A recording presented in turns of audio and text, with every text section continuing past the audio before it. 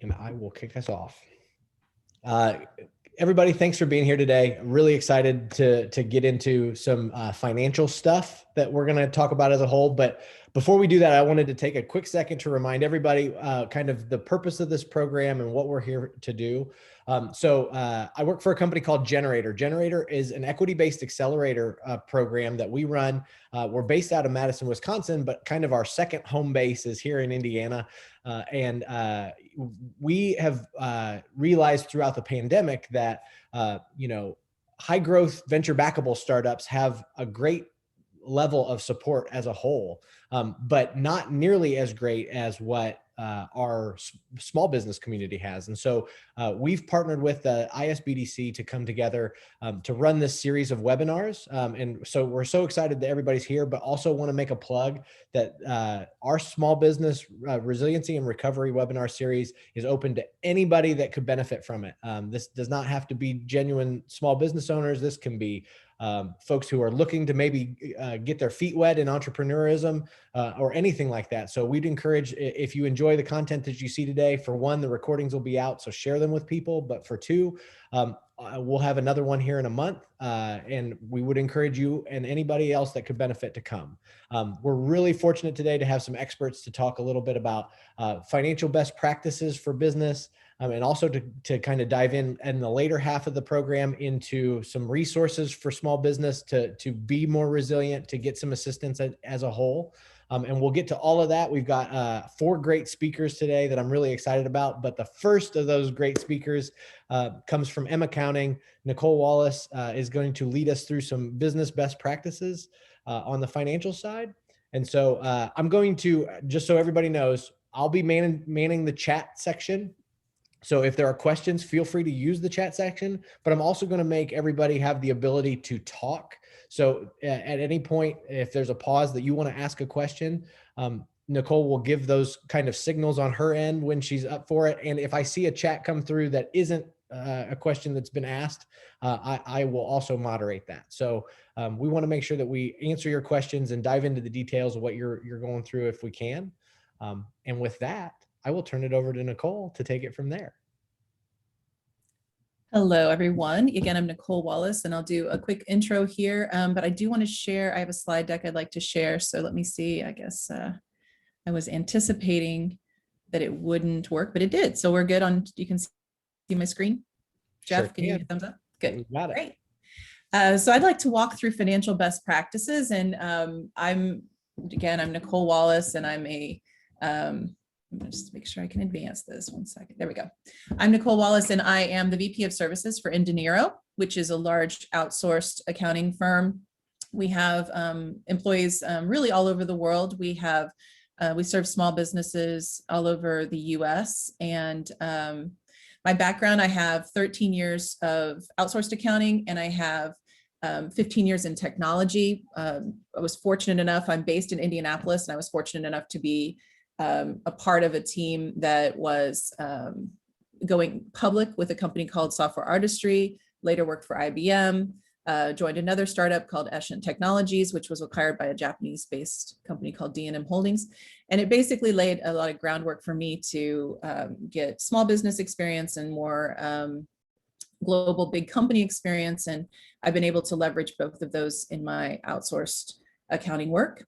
And candidly, I wrote this last bullet: passionate about business, passionate about people. When I think of myself and what I bring to the table, I'm really passionate about people. And with that comes, so in business, obviously, it's about people. So I wanted to just sort of lead off and set the stage. And I think a lot of my passion will come through here. So feel free to interrupt, because sometimes I get very excited and will forget to allow for questions. So please don't hesitate to interrupt or reach out to Jeff if something comes up along the way. And I'm going to do my best today to not make this debits and credits and keep away from some of the technical accounting. Candidly, that's not where the most important elements are. So as we go through, I'll try and steer away from that. We may get into a little of that today.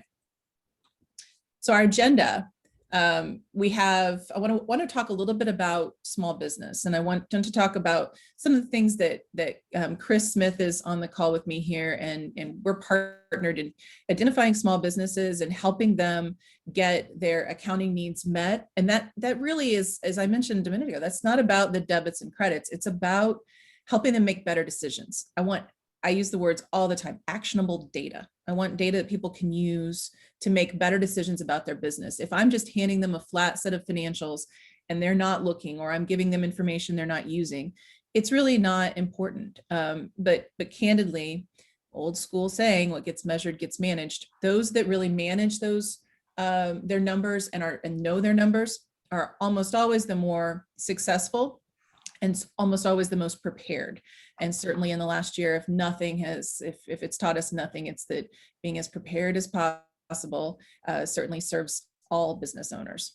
So we'll talk about the accounting team.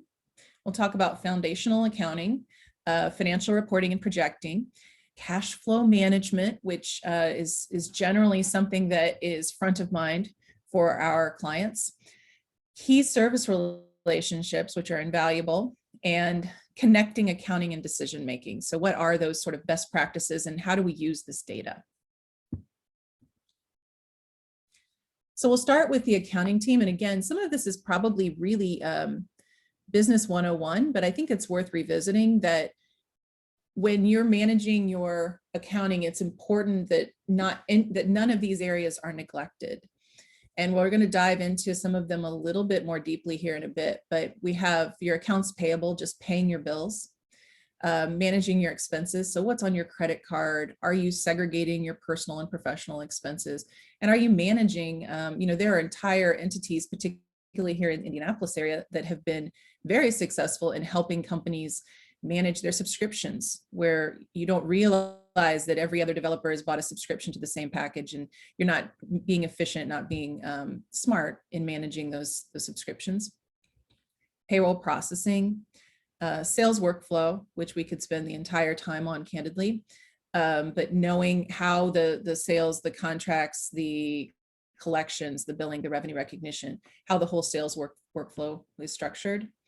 So you should have people that, or yourself, that are aware. So either you've outsourced it to a firm like mine, you have someone internally that's handling those, but all of these things should be addressed fairly regularly. And we'll talk about why in a bit. Data structure is something that sounds ominous. It sounds very, very business intelligence, but it's really fairly simple. When you're setting up your accounting, it's really important that we have the ability to capture your information in a way that tells you the story of how your business did. And I'm going to use the word story a lot.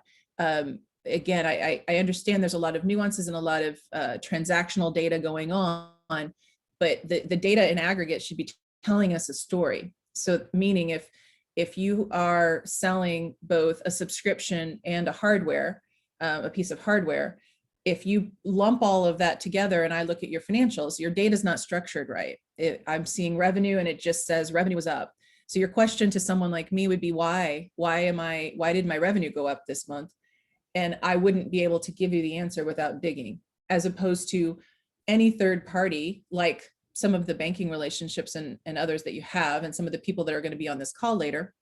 They want to look at your financials and say, oh, well, they sell hardware and subscriptions, and the subscriptions have increased over time.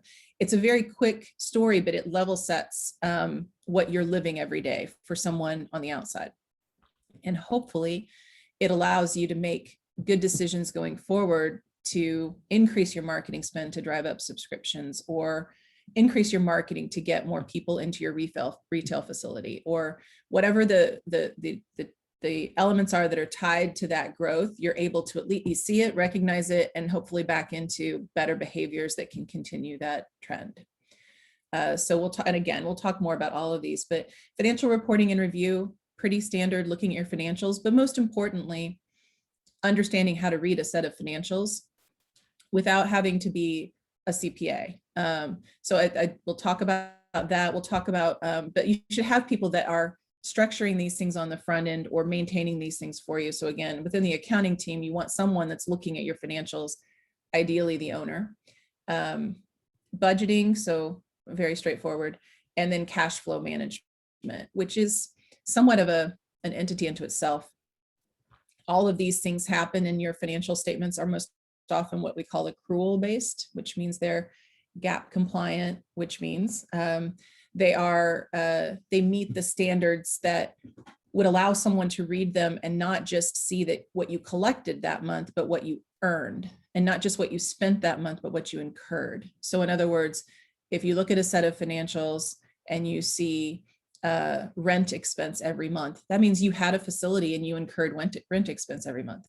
If during the pandemic you were unable to pay it for 4 months, the rent expense is still on your books. Someone will look at your books and say, oh, they have a facility. But your cash flow would say, I didn't pay that until 4 months later. And it's so there, that's kind of the fundamental difference is I want to know that you had that expense, but then you're going to pay it at a different point in time. And that's relevant too for cash management. All right, so let's go to the next. Okay, so within foundational account, how are you capturing the data? So this is a really important thing that we often see neglected for small businesses. You want to begin with the end in mind. And oftentimes, if you use a system like a QBO, they're going to give you a sort of what we call a canned chart of accounts. They're going to say, here's this fundamentally, you spend money on salaries, you spend money on rent, you spend money on attorneys, you spend money on advertising, and they give you this really like kind of clean set. On the expense side, most people can get away with that. On the revenue side, they'll set up an account that says services or sales. It's not telling any story. And so when you're, but I also see some that have 20 revenue lines and have gone the other way too far. You want to find the level of detail that's going to give you actionable numbers, things that you can use to say all the things I said earlier. This is up, this is down, this has seasonality, which is really, really important. You need to have a chart of accounts set up properly, and we're going to look at one here in a bit. Develop efficient workflows. So make sure you have we call it our tech stack, but you have tools that make things easier. I still walk into places where there's a box of checks and they're handwriting checks. And that seems like, you know, it's habit and it's easy, and I get that. There are so many opportunities for online bill pay, for using tools like bill.com. Similarly with billing, if you're mailing invoices, there are so many ways to automate the billing process that will make it take, just, it takes time off, and you gain so much efficiency as you build workflows for that data that are, that make things just kind of flow easier. QuickBooks Online particularly has a bank feed function that will connect directly to your bank and pull in data, and you can write rules that say this account, this particular expense is always rent. This particular expense is always legal. And then you're not even having to think about it as those things come through. And then similarly on the top line, make sure your revenue and you're capturing that data, and you've got a mechanism for if you're giving people contracts, or if you are a retail site, or if you're a restaurant, that your point of sale is allowing for you to know this was food and this was beverage, or this was hardware and this was subscription. This was a one-time training and this is a recurring license. So be very aware of how you're capturing that. And again, it doesn't have to be overly complicated. It just has to be enough that when you're thinking about how your business did that day and you haven't looked at the financials, and I say, hey, how was your month of February?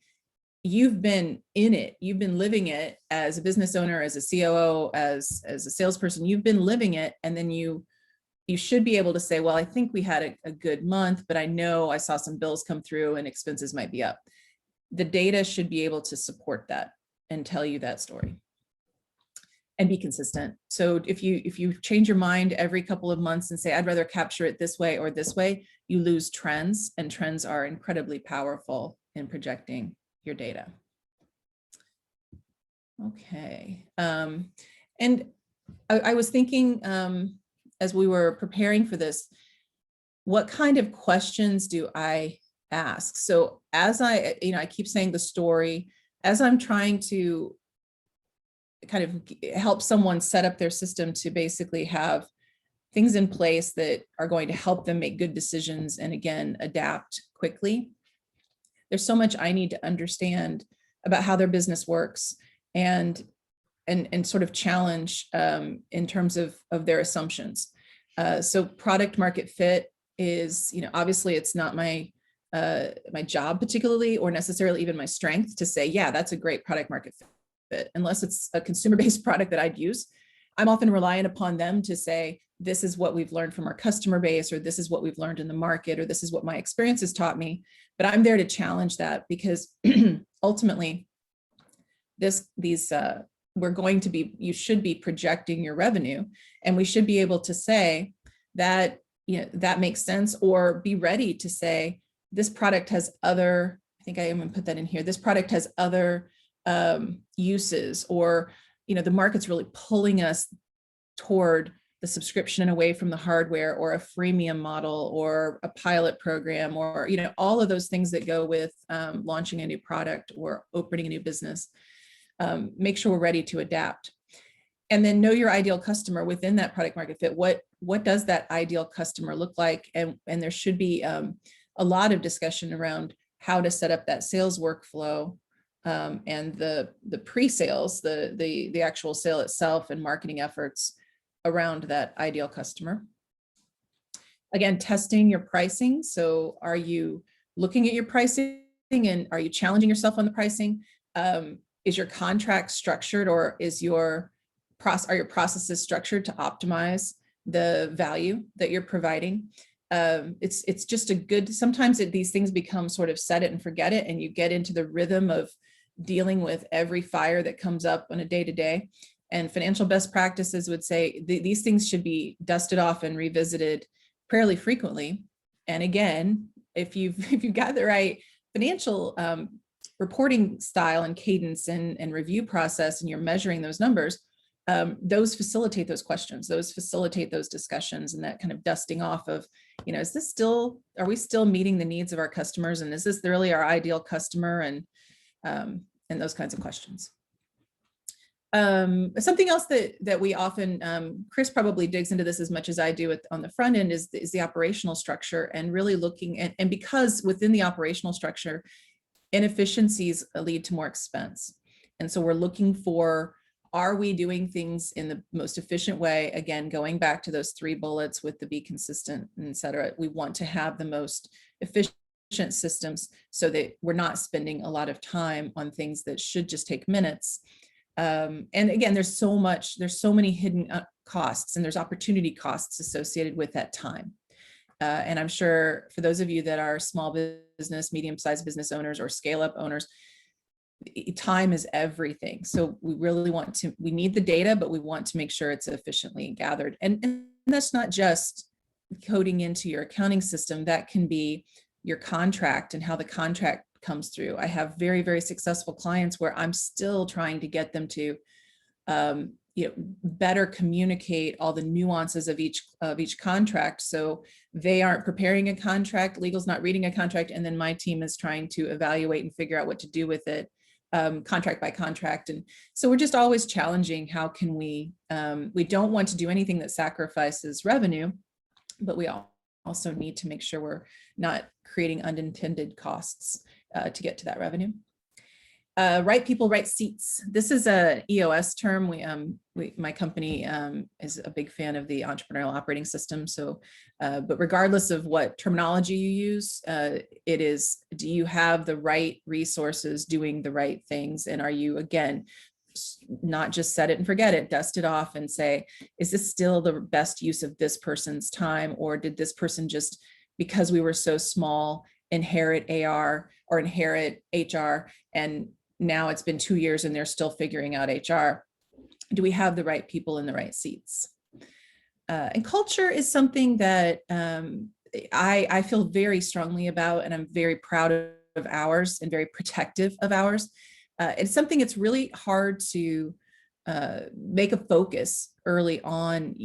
It often becomes by default the personality of the leadership team, and it isn't as purposeful or as intentional. It's a hard thing to make a focus when you're trying to put out fires every day or build a business or continue to sell or manage your people.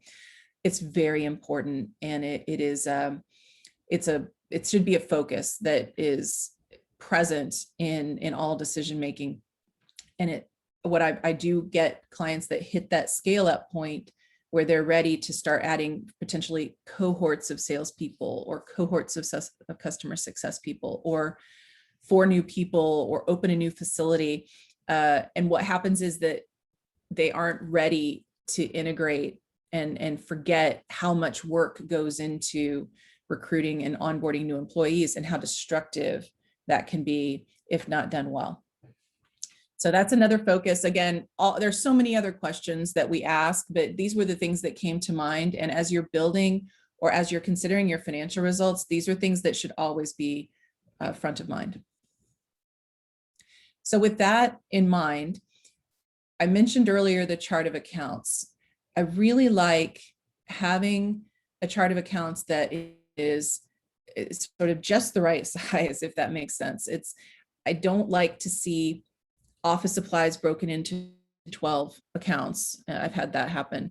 Their intention was to prevent theft, and I still couldn't figure out how having a Windex account prevented anyone from stealing Windex, but if it made them happy, I did it. However, I don't recommend it. I think there's a much better way to go about it. And we have, I'd like to have a level of detail, but that is going to make us think and question our spending, or look at revenue and drill into what's driving it. But I don't want so much that I look at the P&L and can't within a couple of minutes say good or bad, say this feels good, this feels bad, this feels like we're on the right track. It doesn't. If we have to mine through a set of financials to figure that out, then we've got too much. And it is nuanced, and there's no right answer, but I do like to have top line be the kind of the core verticals or the core industries, or we have to kind of pick your poison and say, this is where I want to see, this is what I sell. And I like cost of goods to be directly related. So when you get a question from one of our partners that's going to speak later about your margin, we've structured the deal, the reporting to give you good margin data. Margin is your revenue minus your cost as a percentage of revenue. And if you imagine it as a widget company, for every widget you're selling, it costs you X to produce it.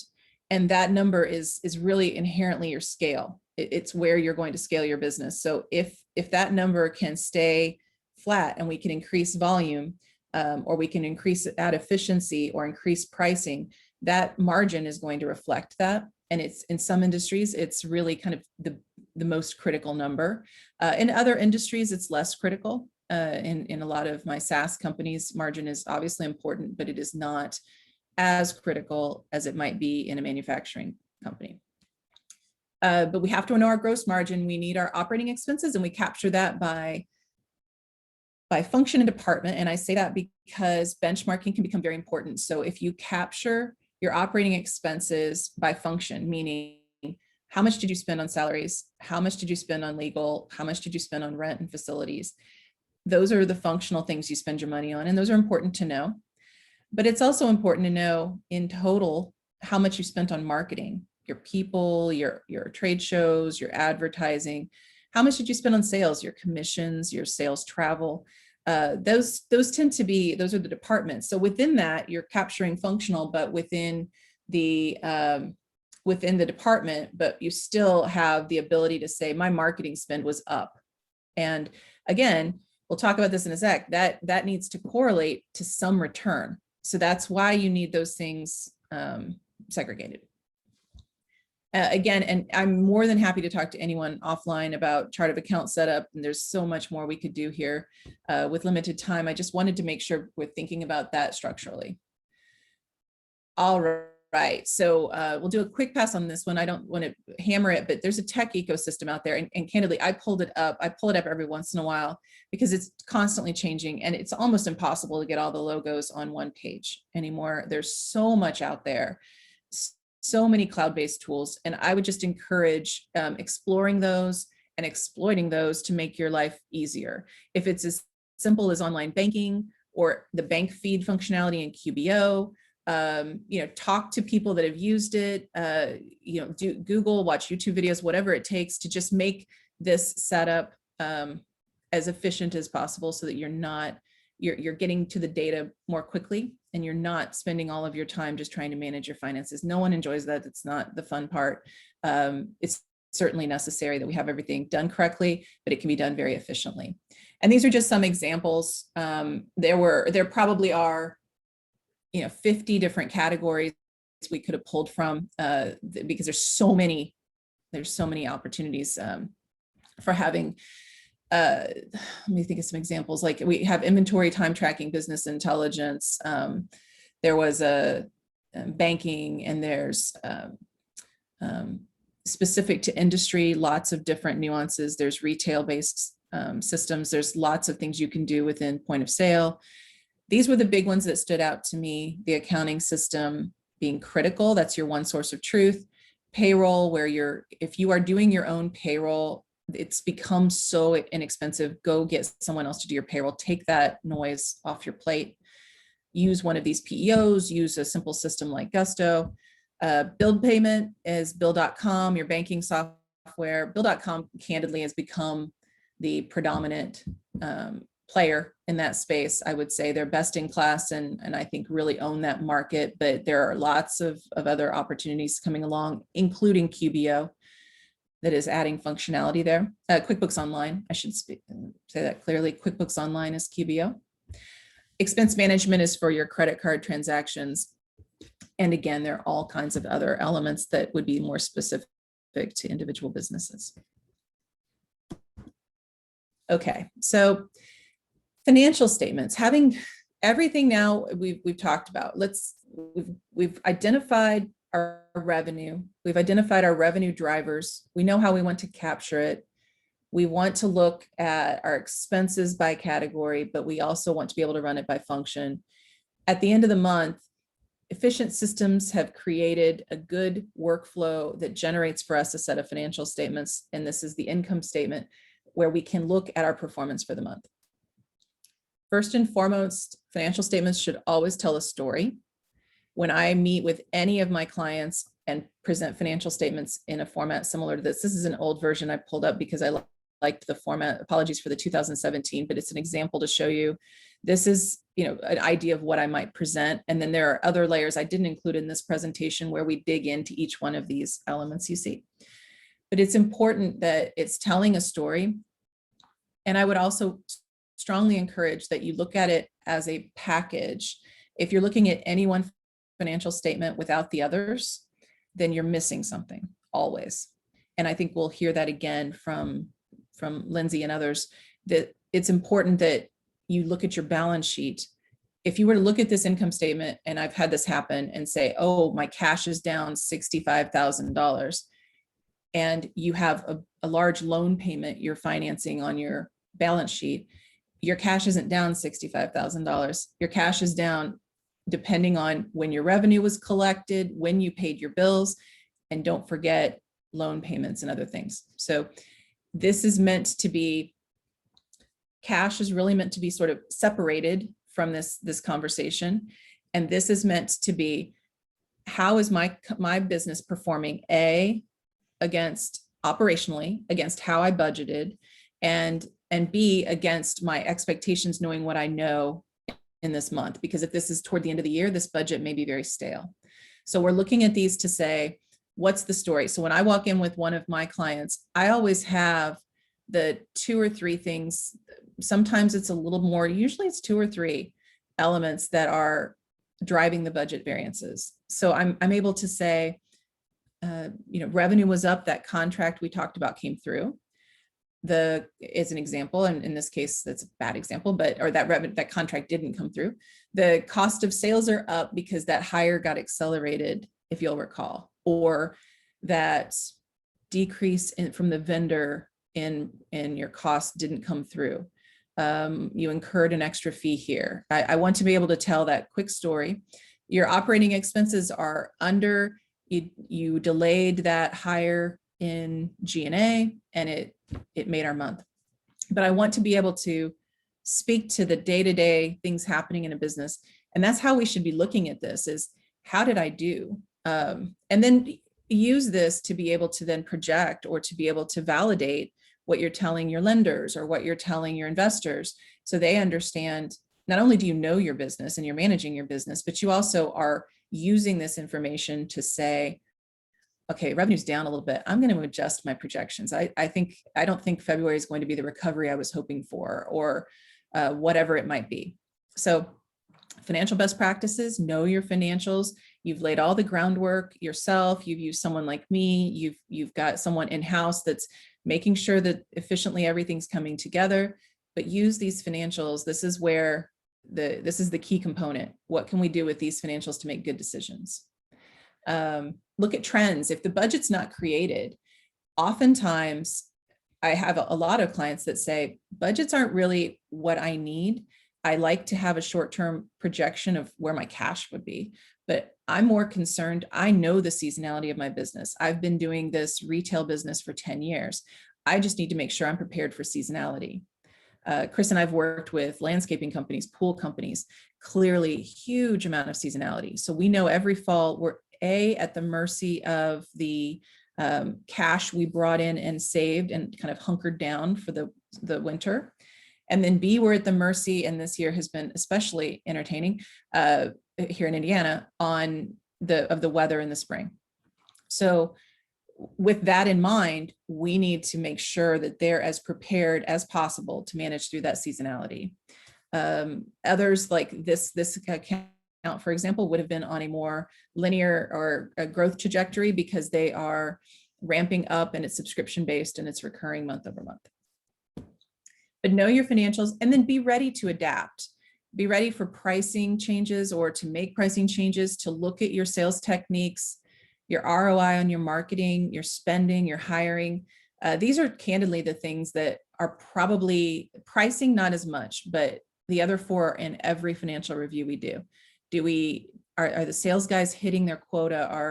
Are enough people coming in the door of this facility? Are we closing enough of those people that came in the door and we're getting a sale? Is our average sale where we want it to be? Those are the things you want to talk about with sales. If you are marketing, making sure you can measure to whatever extent possible how well your marketing is bringing people in the door, bringing eyes to the page, creating the leads that you need. So it's important that those things are measured. Spending is candidly probably the easiest, and hiring, because it's so innate, it's so ingrained to be aware of cash outflows that they generally correlate pretty well with expenses, with when you're incurring the expense. But at the same time, I love being able to challenge people. And a lot of times I'll be in a review and there's a surprise.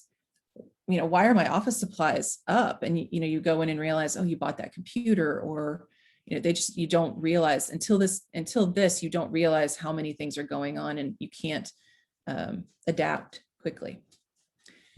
So before I move on to the next financial statement, as promised, I have forgotten to open the floor to questions. Is there anyone that has any questions so far, or anything I should reach back and highlight? We're going to continue through the financial statements. There is nothing in the chat currently, but if anybody does, you should have the ability to unmute and ask. Okay, we'll keep going. Keep rolling. All right, KPIs. They shouldn't be scary, but I'll be candid, this is probably a scary looking screen. They're meant to uncover hidden truths in your financial statements. So you may look at your financials and say, oh, it's better than last month, this is fantastic, and not realize that you have a benchmark, or you've consistently been paying more in legal expenses, or something else has happened. These KPIs will often give you an indication that we're not performing at the level that we expected to be performing. Some of the ones I wanted to highlight, there's some obvious ones: revenue growth, gross profit margin, I mentioned earlier, can be really, really important for small businesses in specific industries. Obviously, your net income and profitability ratio, those are important. I won't get into SaaS in a lot of detail here today, but there are a lot of SaaS metrics out there. And there are industries like SaaS that have very specific metrics that are important to know, and thankfully are almost always a Google away. When I started 13 years ago with doing outsourced accounting work, it wasn't as readily available. The benchmarking was very hard to do, and we would often lean on our CPA firm friends, the ones that were, that would have maybe some of the studies and such, and it has become so readily available.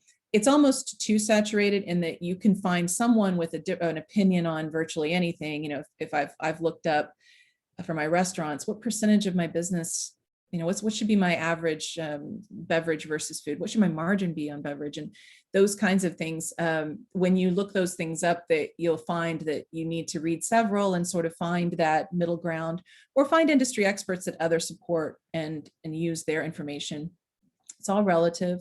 However, it's really important, especially if you are starting a new business in an industry, that you get familiar with those things, especially when you're dealing with third parties. If you have a lender, investor, partner, it's just important that you're very informed. SaaS being the one that I spend the most time in, and there are quite a few metrics that are incredibly important there. ARR, annual recurring revenue, being number one, arguably, on that list. Cash flow. We'll talk about cash flow. Net cash flow, operating cash flow it's a tricky one. So when, in my world, the statement of cash flows is the kind of preferred financial statement for cash flow reporting.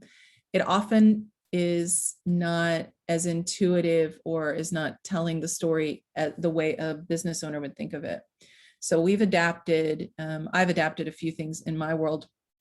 I'll show you one of them, but to allow for a cash flow report that gives you more of a breakdown that's in operating terms. How much did I collect this month from customers? How much did I spend this month on expenses? How much did I spend on fixed assets, loan payments? And then the rest of it is maybe equity infusions or payouts that are unusual. But I like to capture my beginning cash, those elements, and my ending cash, and it's almost exclusively for trends. I can test my assumptions, and I can look at trends and tell a story from a cash standpoint from those. So operating cash flow here is important, and it's important to see that operating cash flow is improved. But within those details, from this report, I couldn't tell you why. So it's important we have that secondary way of looking at our cash and saying, well, what did I collect from customers? And did I spend more this month than I did last month? Or why is my Amex bill so high? And you want to look at all the elements of inflows and outflows. But working capital. So let's talk about working capital for a minute. Working capital is effectively the kind of the operational cash flow. It is telling you how much you spent for your vendors, for those that you need to support your business, and how much you're collecting from customers. And you want to be very aware of what's sitting in your receivables, what's sitting in your payables. And between those two, there's sort of a nuance that is really important. And it's highlighted here. So if your average payable days is 59 days, so this is a metric you can measure that will tell you how many days on average do you pay your bills. It's 59. How many days on average does your customer pay you? 54. As you can see, you've created that you're to the good effectively. Now your AR days, your customers are going to be able to, you're going to collect from them faster than you're paying your bills. So from a cash flow standpoint, that's a good thing. Within that, though, both of these numbers are way out of whack. We're paying, well, I guess not out of whack, but are your vendors getting upset because you're paying within 59 days and it should be 45? Do you have one vendor that is on 15-day terms? And I mention all of this because a couple things. One is if you've got your AR days and your AR days are at 30 and your AP days are at 15, you may need a line of credit because you've got key vendors that need to be paid in 15 and your customers are 30. So you may need a bank to step in and help you bridge that short-term timing problem. You may need to call your customer and say, hey, we're switching to 20 days and try to fill that gap. More likely you'd call your vendor and say, hey, can we get additional terms? You're going to be weighing, is there a discount for early pay? But managing that, it doesn't have to be all the time. It needs to be, because once you've set it and figured it out, it becomes the bill pay process and the collections process. But in the front end, you want to be strategic about setting yourself up so that you aren't underwater with cash every month and you haven't taken steps to close that gap. Again, there is the opportunity for a line of credit in some cases that may help with that. They're designed for that. But obviously the best solution is to have your payable days and your receivable days be something that is very much in your control. And then we have some growth metrics here that are also helpful. And again, it would be very much specific to your business and whether you've benchmarked and again, the trends. Oh, I forgot one more thing. Sorry about that. The KPIs that you don't see here that some of you may encounter, many loans come with specific industry or lender-based metrics you need to capture. So tangible net worth or fixed cost coverage. There may be certain things that are in your agreements that they say, you need to maintain this. And it's very important you're aware of those and very important that we measure those as well. So just be aware when you're getting into those relationships. It's designed to protect you and them. And it's just really important that you understand those and are providing those to your banker in the cadence that they stipulate in the agreement. Okay, so now the balance sheet. This is the financial statement I lean on the most, and it's the one that I find a lot of my business owners don't even pay attention to.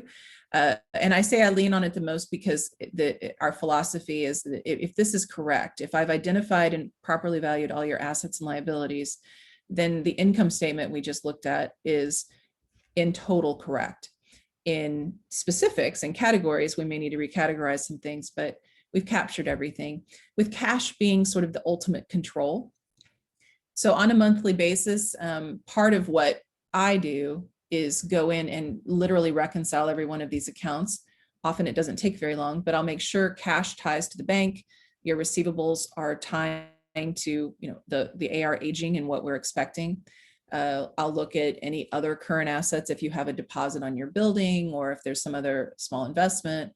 Those items would all live in your assets, fixed assets being primarily computers and equipment, those kinds of things. And then of course, some people have IP or intellectual property. That would appear in your fixed assets, and you have your total assets. From liabilities, I'll be looking for any liabilities that are needed. Most of the time it's very straightforward. They're coming from bills that you owe, but some of them are not as obvious. And my experience, and I'll be interested to hear the other speakers, my experience has been that unrecorded liabilities can cause some issues. So if you're ever looking at any kind of liquidity event or an exit, make sure you've tested your unrecorded liabilities and that an example that would be relevant for you guys. If you have a PTO or a vacation policy, and think about it, if someone were to come in as a strategic buyer and want to buy you, and you've looked at and you've got all your liabilities, and it turns out that that you technically at that point in time owe all of your employees this vacation amount and it's not on your books, it can be a substantial amount. If you have tax liabilities, sales tax liabilities, we just want to make sure commission payouts that haven't happened yet, but they've earned it. Those are the kinds of things you're looking for. And this is the stuff that is where mostly it's your CPA looking and saying, hey, I think you need to record this, or I think, your payroll was paid at the beginning of the month and we need to accrue for it. Just the not so exciting accounting side of things, but totally important. Sorry. And then obviously your equity, where you have your equity contributions, all the earnings that your company's ever made. So with that, get comfortable with working capital, know the liabilities on your balance sheet. And I mentioned this earlier, it's really easy to look at your income statement and sort of assess your health. And that's not what the income statement's meant to do. It's meant to assess your ability to generate income from your mission, from the thing your company's designed to do. The balance sheet is going to give the state of the union. And you want to make sure you know it. And you don't want to miss in communicating or in your mind managing your company's performance. You don't want to leave out critical things that are due, meaning you may still have commissions that are due. You may have fixed assets you need to purchase, or you may have loan payments that are coming out of your account every month. So balance sheet's as important as a P&L, and it's important to look at them as a financial package and consider both. Okay, financial projections. So this is a tough one because it's often, I do this a lot. I build a lot of financial plans, and it's very important that we have a financial plan, but at the same time, I understand how, what I often will get is just a P&L and some projected, I think we can sell this, and which is fair.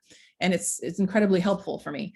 At the same time, it's not comprehensive. So to the extent you feel comfortable with it, just don't, make sure you're testing it, that you are being conservative, you're being honest and self-aware, and not, putting out crazy revenue projections that aren't attainable and then planning a hiring plan to it.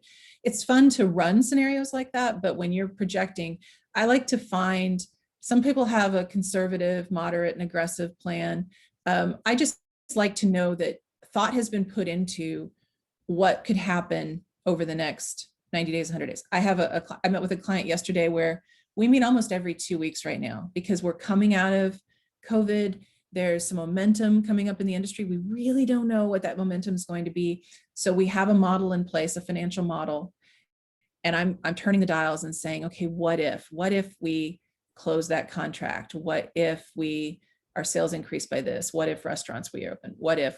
And it allows me to then also, most importantly, say the opposite. So my communication to them yesterday was, if these 3 things don't happen, this is the wall. This is the cash wall. We need to be prepared to pull on the line of credit. We need to be prepared to call the bank. We need to prepare to raise bridge money or reduce expenses.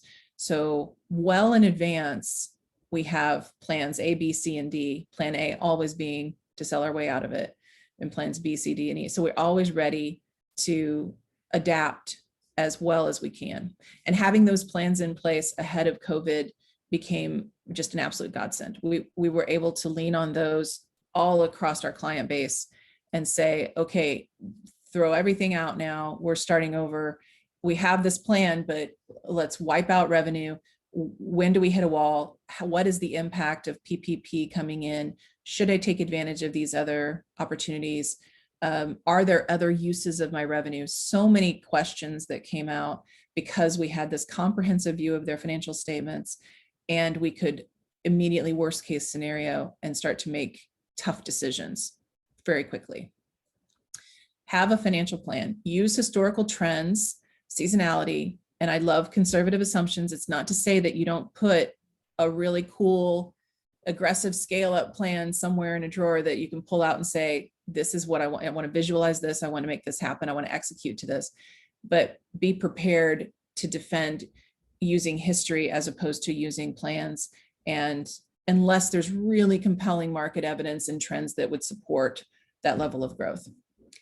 And I say that only because not to stifle anyone, and I'm a CPA, so I do tend to be conservative, clearly, on financial projections, but it's important that we find like maybe kind of a middle ground. So it's okay to be conservative, but speak to some of the opportunities, or have, we often make the joke, it's in your back pocket, that we know that if this contract comes through, it's a game changer, and that aggressive plan comes right out of the drawer and we're ready to go. So, Hey, Nicole, yes. can I ask you a quick question on this? Of course. On the historical trend side, obviously 2020 was I guess maybe a dumpster fire of a year, if we could say. We have said, yeah. How are you approaching using historical data when 2020 was such an outlier for a lot of folks? Like, how are you kind of looking at that going forward? Yeah, and we built, that's such an awesome question. And it is it's crazy. We don't have, I have a retail store that I meet with fairly frequently, and we just look at 2020 like, it's just March and a cliff. Everybody's just sort of March, and then you're pivoting, or there's a cliff. And so we use prior history. What I've encountered is the trends we're pulling from older data, in a lot of cases, or we're pulling from pipeline, or like the best possible data available. So when we compare year over year to prior year, it's not as meaningful. It's completely true. But we also know that there are lots of opportunities for, we know that things are going to turn around. And my experience has been, which I'm still so pleasantly surprised by, especially in SaaS, there's this really aggressive expectation in SaaS. And I would love to hear from our other panelists later on about this. There have been historically in some industries, pre-COVID, when you're on that scaling up quickly, or your business is growing very quickly, it becomes almost working against you, because there's this precedent set that, oh yeah, we are a unicorn, or whatever the terminology might be, and we've been incredibly blessed, and here we are. And suddenly, and most of that would be comparative to not only their historical performance, but how they're competing with their competitors and where they fit. And it feels like the whole market sort of adapted a little bit. And what we're seeing, like SaaS as an example, had some very specific, your annual recurring revenue should triple, double. Like there were these expectations and these metrics that were out in the world and being discussed frequently as a benchmark. We're going to measure against that. And so many of those adapted very quickly, and adapted within the banking world, the investing world.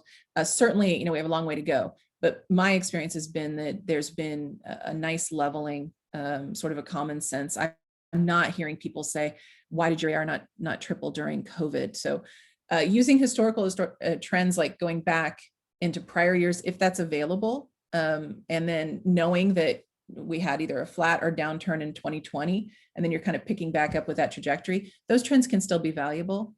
And then again, a lot of it's going to come from what you know based on today, when you're projecting. Thank you. You're welcome. And revenue is, I mentioned this, revenue is really complicated to project. I often can pick up a client, especially if it's an industry I know, and I can project their expenses and their hiring plan pretty close. Their costs tend to be a little bit, tougher, but I can correlate them, or say their costs related to revenue have kind of steady state been here. And then revenue is where, I need their expertise on the product, on the industry, on the market. And so often revenue is where you're going to be challenging yourself the most. But there's also a lot of opportunity there. So challenging yourself may lead to saying, I'm not going to sell 5 products, I'm going to sell 3, or I'm going to exploit this use of my product. I had a couple of clients have really successful 2020s by pivoting and finding different ways of leveraging the value they provided that really resonated. And now we're in a position where, as the market comes back, they now have these 2 revenue sources, because they can go back where they were and continue down these 2 paths.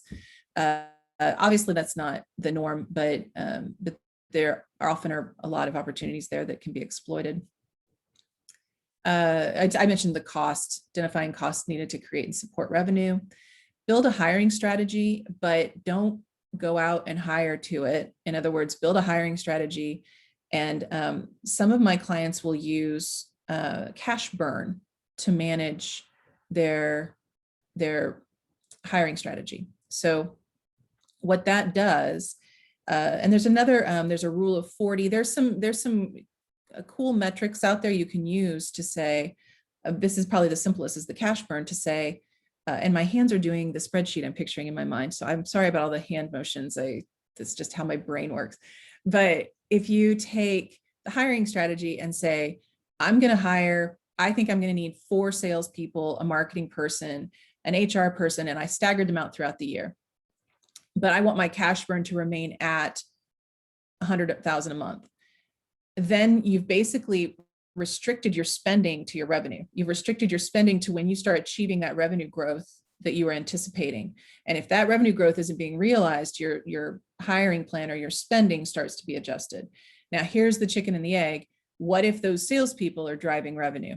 And that's where I am often so glad that I'm not starting a business, because it's tough. How do you know when you're out over your skis? How do you know when to lean in and put more money in marketing, and then knowing it may take 90 days to see if it worked, or if only 10% of it works? So that's the really tough thing. And we'll talk about how I address that in a slide coming up. But that's a really important, a difficult thing, the chicken and the egg aspect of it. And a lot of it is, I think I have a slide talking about this, but when you're hiring, be slow to hire, quick to fire. There's such cliches, but wow, they're so true. If it's not working, I have seen people leave a really nice salesperson who may just not be a good fit in place for 6 months or a year, and if they're not getting it done, you don't want to be in a position where you've been the nice person, but you knew all along, and that expense adds up. So none of you can have Chris, but you want to find a great salesperson, and you need to make sure that if that person's not there and not executing, it's time to move on to the next. And that's hard to do. And don't forget the balance sheet. I can't emphasize that enough. So as you're projecting, when you're projecting your P&L, again, it's really easy to fall into the trap of, oh, great, I'm going to get 50 grand for my customers this month, and I'm only spending 30 on payroll and 10 here on rent. I've got 10 grand left over. Let's hire. And the problem is that you forget that you have this EIDL loan sitting out there, or you're still paying on your vehicle, or you have a big Amex bill that has been accruing and hasn't been paid off. It's just so important to look at the balance sheet and think holistically about your financial results. And again, one more thing on this. I love talking about financial modeling and projecting. Feel free to reach out. It's a passion of mine. And it's where the really fun, meaty, challenging conversations happen. And it's where, candidly, I think I've provided the most value to my clients. I love reading financial statements. I love being able to support my clients. And for I don't know if you guys are all in Indiana, but the tornado sirens are being tested at 11. So I'm often working with people all over that don't know what that means. So for those of you in Indiana, tornado sirens. But financial projections, I love talking about it. I love digging into it. And almost always there's some light bulb moment. So happy to talk. Okay, we talked about this earlier, cash flow management, and I mentioned working capital again and again, and I apparently put it here too. But this is now, we're flipping gears. And I was on the phone with a client earlier today who said, it's amazing how hard it is sometimes for some people and a lot of people to flip between cash and accrual. It sounds intimidating. That's part of it. But now my dog is howling. So, okay, we're done. So it sounds intimidating, accrual versus cash, but it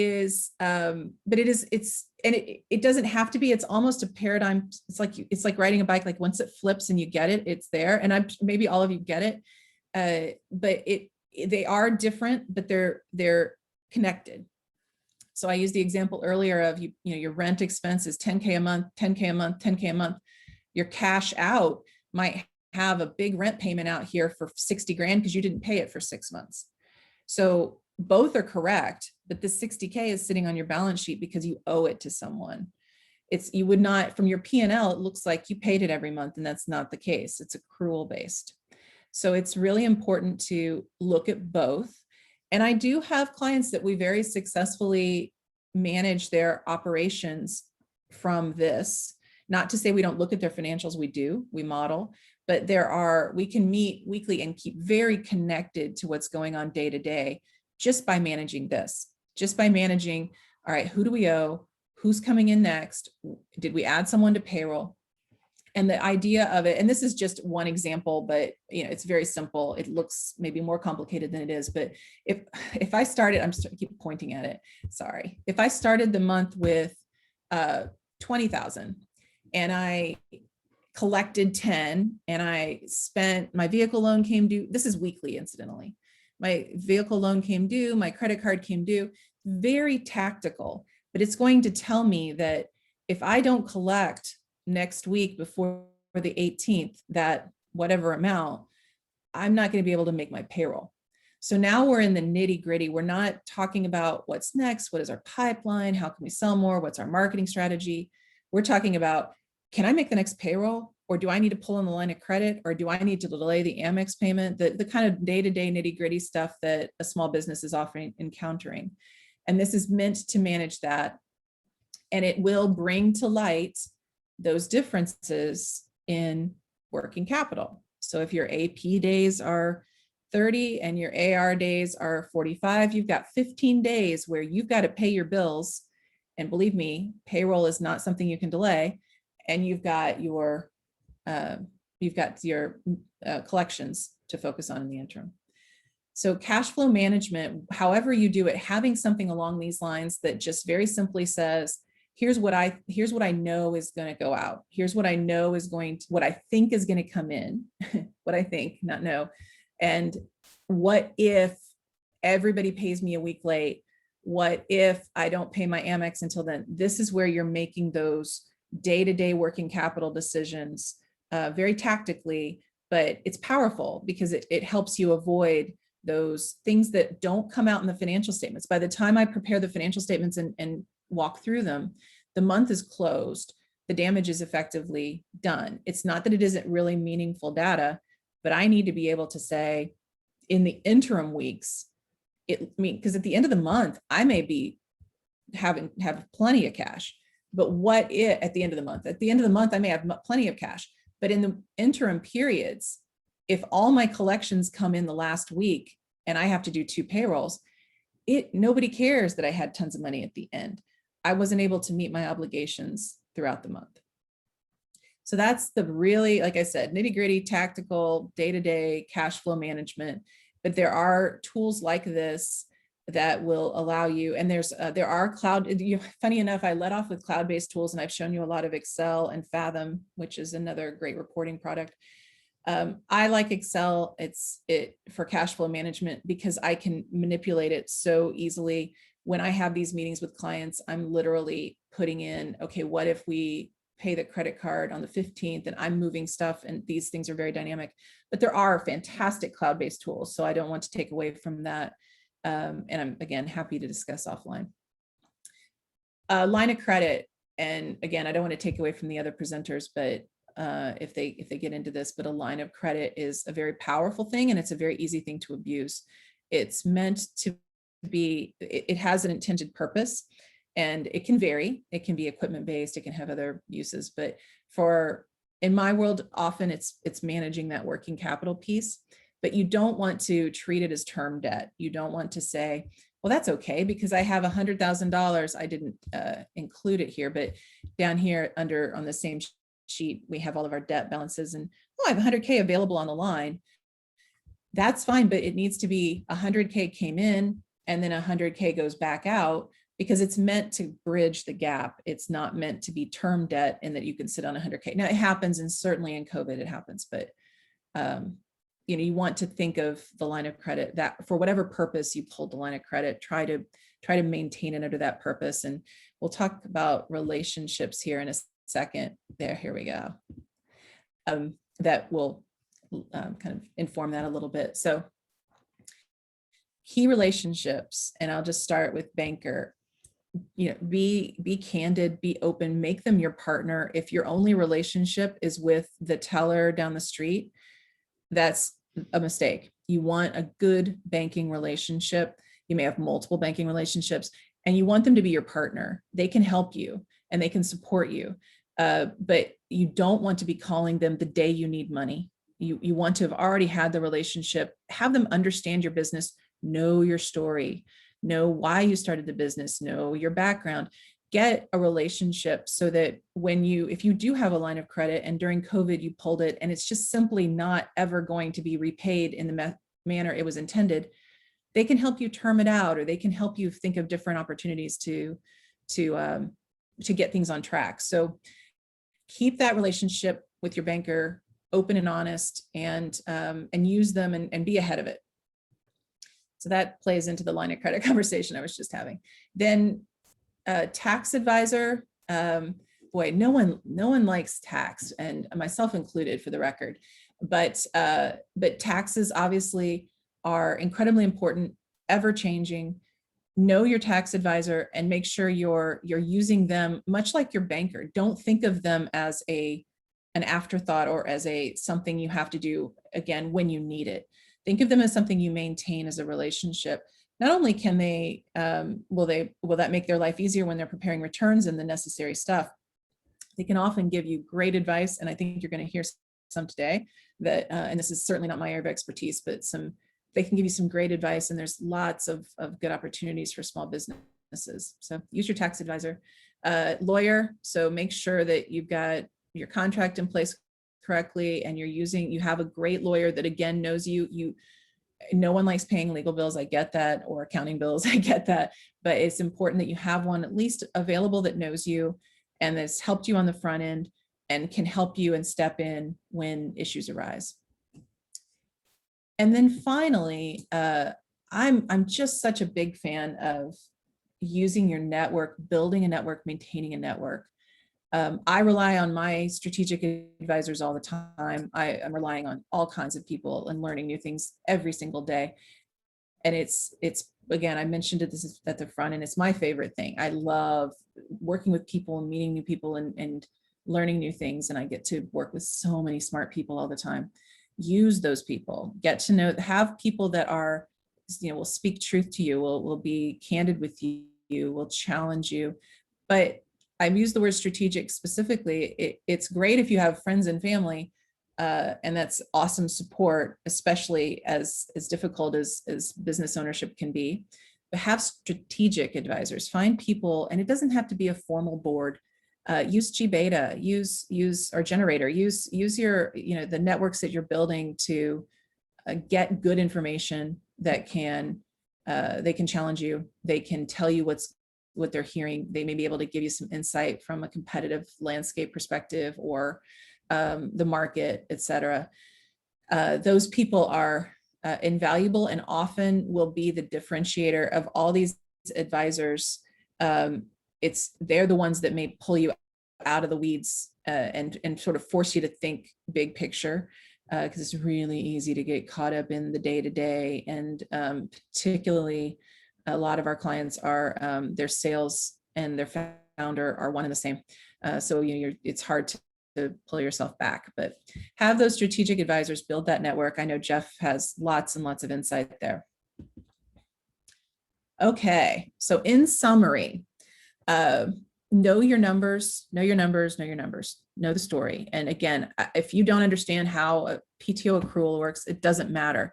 Just understand how your company is performing, find professionals or have someone in-house, or at minimum quarterly, preferably monthly, look at your numbers and really understand how your business is performing.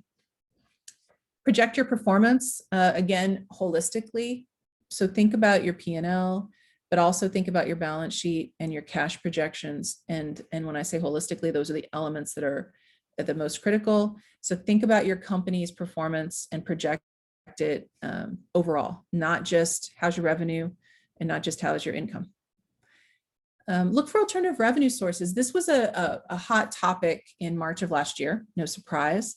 I read a lot of information related to COVID and it was so unexpected in ways, and obviously unprecedented for all of us. So a lot, and it was that was really the most consistent piece of advice I saw in the information I read, was just, are there any other sources are there any other ways your company or your product or your people can provide value, a monetized value that you haven't explored? And always look for customer feedback. This has not been addressed anywhere else here, but I always like that. I love clients that are soliciting and acting on customer feedback. And candidly, a lot of the questions that we were talking about and projecting and such, customer feedback can drive directionally where you may want to go next with your product, with your marketing, with your sales process. So customer feedback is really powerful. Key spending, know your ROI, and it doesn't have to be a detailed, intense ROI analysis, but a financial best practice is, I know generally, even best anecdotally, what my marketing contributed to my top line. And it might be that you are a carpet cleaning business and you ask everybody that signs up on your portal, how did you find me? And it might be Google AdWords and you're doing Google Analytics all day. It's just a matter of at least try, even if again, it's anecdotally, to know that don't let yourself consistently spend on anything without reevaluating it. Is this meaningful to my company? Should I be having these 4 subscriptions? Do I really need this amount of redundancy in this team? It's a tough thing, but it's important to know the ROI on all your spending. Obviously, sales and marketing is probably the number one thing that comes to mind. And don't be afraid to make cuts, and there's a balance to be struck. So I mentioned this earlier, the chicken and the egg. You don't want to not spend at the expense of future revenue, but you want to be balanced. An example I used was that I had a client that said, the market is wide open. We're not able to even fulfill all the orders coming in. So I want to hire these 6 people, and we'll get them trained up over the next 6 weeks, and then they're going to go fulfill, and it's going to create all this revenue for me. And I sat down and did the analysis and said, okay, and about 4 weeks in, you run hard out of cash, because we can't afford to bring on 6 people and train them for 6 weeks ahead of that revenue. We don't have the cash flow to do it. So we tempered the plan, but it's important to find that balance and be, again, very self-aware, and do even back a napkin planning on how we can find a good balance in our spend. And I like, just the uses of cash when clients are raising money, and this plays into use your advisors. When clients are raising money, it's amazing how quickly their mindset goes from, this is my money and I can afford to make these decisions, and maybe have that sales guy that's not doing that great, but he's really nice. And then I have investors, and I have this fiduciary responsibility, and it sort of changes your thinking. The more you can think of that from the very beginning that way, as though this is someone else's money and I'm managing it for them, it might make the harder decisions easier to make, but it certainly sets a great precedent for when you do have investors or partners or someone else may be involved in your business. And the term we use a lot is uses of cash. So if someone gave you $1 million, what would you do with it? And it's a great question to ask yourself, regardless. If someone walked in and said, I want to invest in your company, forget the terms and dilution and all that. Just, I want to give you $1 million to run this company. Where would you deploy that money to optimize your business performance? And it sometimes will create light bulb moments of, wow, I hadn't thought about that. There's some opportunities here I'm not exploiting that I should. And once again, rely on your advisors, and so much of all of this can be informed with great advice from either strategic advisors or the key relationships. And you're about to hear from some of those here shortly. So I think, so that was my slide deck. I think I saw a question come in the chat. Did I see that, Jeff? You sure did. So it looks like Andrea is talking about starting a business in Indy, that she's got vendors, she's got kind of the idea of where she's headed, but she's trying to figure out, like, where do I go to get the line of credit or start some sort of business loan. She doesn't have an LLC yet, but like, what are can you help her understand kind of the steps toward getting that initial influx of capital to get off the ground? Yeah. That's kind of the hard part, but honestly, Jeff's a good place to start in terms of connections and such, but you're going to have to start networking. You need to know your product. You need to know your product market fit. I mean, having vendors and having that structural thing, get that documented to the extent you can. Most investors and bankers are anxious to learn about you as much as the product.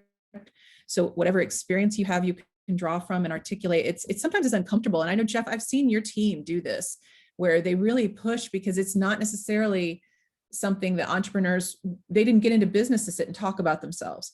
They want to talk about the product, which is incredibly powerful, but it's also important because they're basically buying into you and your experience and your contributions. So make sure that you're going a little out of your comfort zone and selling yourself and your passion. Because if your passion for the business doesn't come across, the banker's not going to want to loan you money. I wouldn't want to invest my money. So make sure that's coming across in conjunction with the best possible business plan you can put together. It doesn't have to be big and detailed because candidly, most of the numbers will change.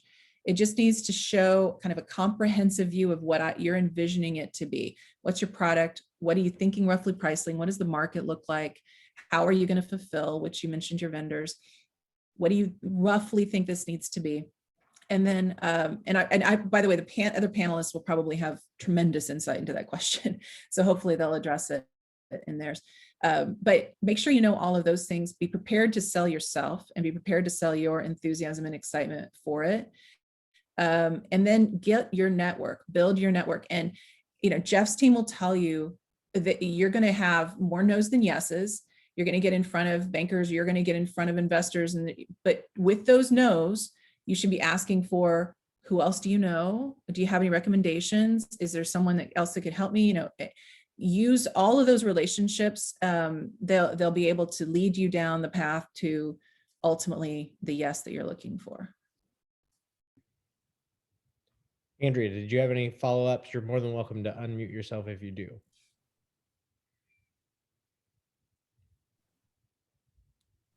Okay. And I would echo that 100%. Those relationships are important, especially some of the folks that are on this call. I know are 100% dedicated to having that conversation and seeing if we can help. So, Lindsay Malichi's next. That's going to speak. I know Lee Robinson from the IEDC and Scott from ISBDC, and obviously Generator and mAccounting. Like we're all here to be a resource, so we can even start those conversations individually if you'd like. We would be happy to be resources to try to help you get that business spun up and you may want to look into the WBE, Women-Owned Business Opportunities, and the SBA. I mean, those are the obvious places to start, but I wouldn't be afraid to talk to anybody about it. Investors, I mean, it does not hurt in any way. It'll start to come together. But yeah, he's right. There's some great people coming up that you can probably answer that question better than I did. So it's a good place to be. One other question that I've got for you is kind of around the, it's been a tumultuous last year or so. You keep going there, Jeff. You're trying to bring the group down. Well, got to keep it on the real. But I think the big thing is like, is there a place, especially on like the, we work with a range of companies across the board, and some of those companies are really on the like earliest stages of setting up some of this foundational stuff. If there's one place that you find like the most benefit for small business to like, is it QBO? Is it like, where is the place that you think is the lowest barrier to really helping kind of manage some of this stuff? Because it can, like, we all can get overwhelmed with the options. So is there a place that you think is like the easiest place or one of the most beneficial places for them to plug in and really make a difference? I think Chris would probably say the same thing I'm about to say from his sales standpoint. When he walks into a client, if you have QuickBooks Online and you've connected it to your bank, which there are plenty, it's not that complicated. I started to say some banks are less friendly with it than others, but if you can connect your bank and maintain that bank feed, you've basically captured. That's where I would start if I had to clean up somebody. If I had to go in, and I do go in and clean up, the first thing I want to do is, what's my control point? Well, everything at some point went through this bank account. So open a bank account, keep it exclusive to the business, and connect it to QBO. And QBO is really, QuickBooks Online is very inexpensive. That's what I would do. That's great. I'm always looking for the lowest barrier to entry to taking the next step. Music to my ears. If someone says, I've had my bank feed connected and I've been using QBO, it's like, okay, we've got a foundation to start from, because then cleaning up the chart of accounts, or we can do all of those things. It's just great if the fundamentals are there. Awesome. Any other questions from our attendees before we head into a quick break section? I know we've been plugging away here, so if not, we will. Okay, so we're going to take a quick 5-minute break. I think everybody stretch your legs, get some coffee, and then we're going to come back, and Lindsay Malici from the SBA is going to be here to talk a little bit from her end. Hi, Lindsay. So we will be back here at 11:27 to continue down this path. So we'll see you all in a few minutes. Back going. And then, all right, gang, it's 11:27. So I want to stay on top of the time here. So we're really excited. Thanks to Nicole and Chris from mAccounting for that first section of our day. Now we're going to turn it over to Lindsay Malici from the SBA to talk a little bit about coronavirus relief options, things that we need to know, best practices going forward. And then we will also, as a reminder, after that, we'll have Lee Robinson and from the IEDC, and then Scott from the ISBDC, talking a little bit about the P&L and balance sheet on that end. So with that preview, I'll turn it over to Lindsay to take it from here. Thank you, Jeff. I'm so excited to be here. I do have a hard stop that Jeff knows about. So just in case I'm not able to address something that might be on attendees' minds, I'm going to drop my contact info into the chat. For those of you maybe tuning into the recording, it's just 317-226-7274. So feel free to reach out to me directly anytime. Nicole did such an awesome job talking about these different financial statements and things that lenders will be looking for in a traditional credit underwriting process. So definitely very important things that she touched on for our traditional SBA funding programs, especially in today's credit underwriting environment with the pandemic and everything. Those lenders are really going to want to see that balance sheet, your schedule of liabilities, those projections. So they're really important pieces to helping lenders understand who you are. So in addition to a narrative that covers who you are, what your experience and your team's experience is, what's your competitive advantage that sets you aside, what market research have you done to see if your pricing is on point, things like that. So those financials are a huge component of that written business plan. And so as you are working on those, I wanted to let you know about our SBA resource partners. These are folks that can work with you one-on-one at no cost. They also provide group training like today's session. So they're the SBDC, SCORE, Veterans Business Outreach Center, and the Women's Business Centers. These are all SBA partners located across the country that provide that counseling component of the SBA. So we are so grateful for them and happy to be partnering today on this. So you can find them simply, no matter where you are in the country, by going to sba.gov and clicking on local assistance. So from there, you can easily put in your zip code and find them. So again, Nicole did a great job kind of going over what the important components are for a business plan when it comes to traditional SBA funding programs. So most of the time, SBA is not the lender. We are the government guarantor on small business loans. So similar to like an FHA loan or a VA loan for when you're buying a house, we are the government guarantor for the small business loans. So it's actually a delegated process where you apply for SBA-backed funding through a bank or a credit union or some other kind of private lender.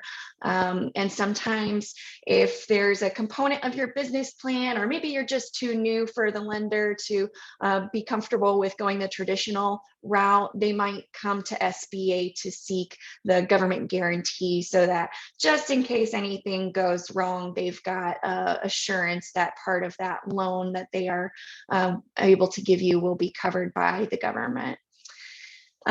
So I was invited here today more so to talk about our temporary programs in response to COVID-19. So there is a difference between our traditional SBA funding programs, and those are still going on, those regular SBA-backed loans.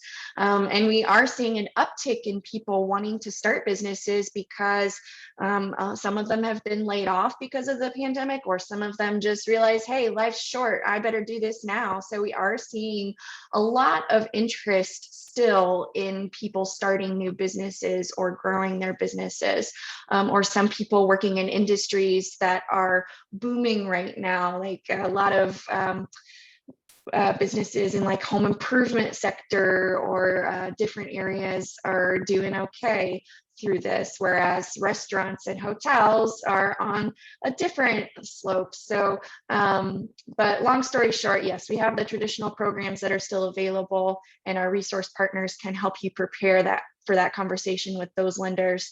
But kind of switching gears to talk about these temporary programs and what they are and what kind of documentation is needed to apply for these. So, you know, I know this is being recorded and there might be folks tuning in later, so I'm going to cover these programs, but I also want to recognize that we have some live audience members, and I want to be sure that if you have questions about PPP, EIDL, or any of the other programs, that those are answered. So feel free to drop those in the chat and Jeff can feed those over to me.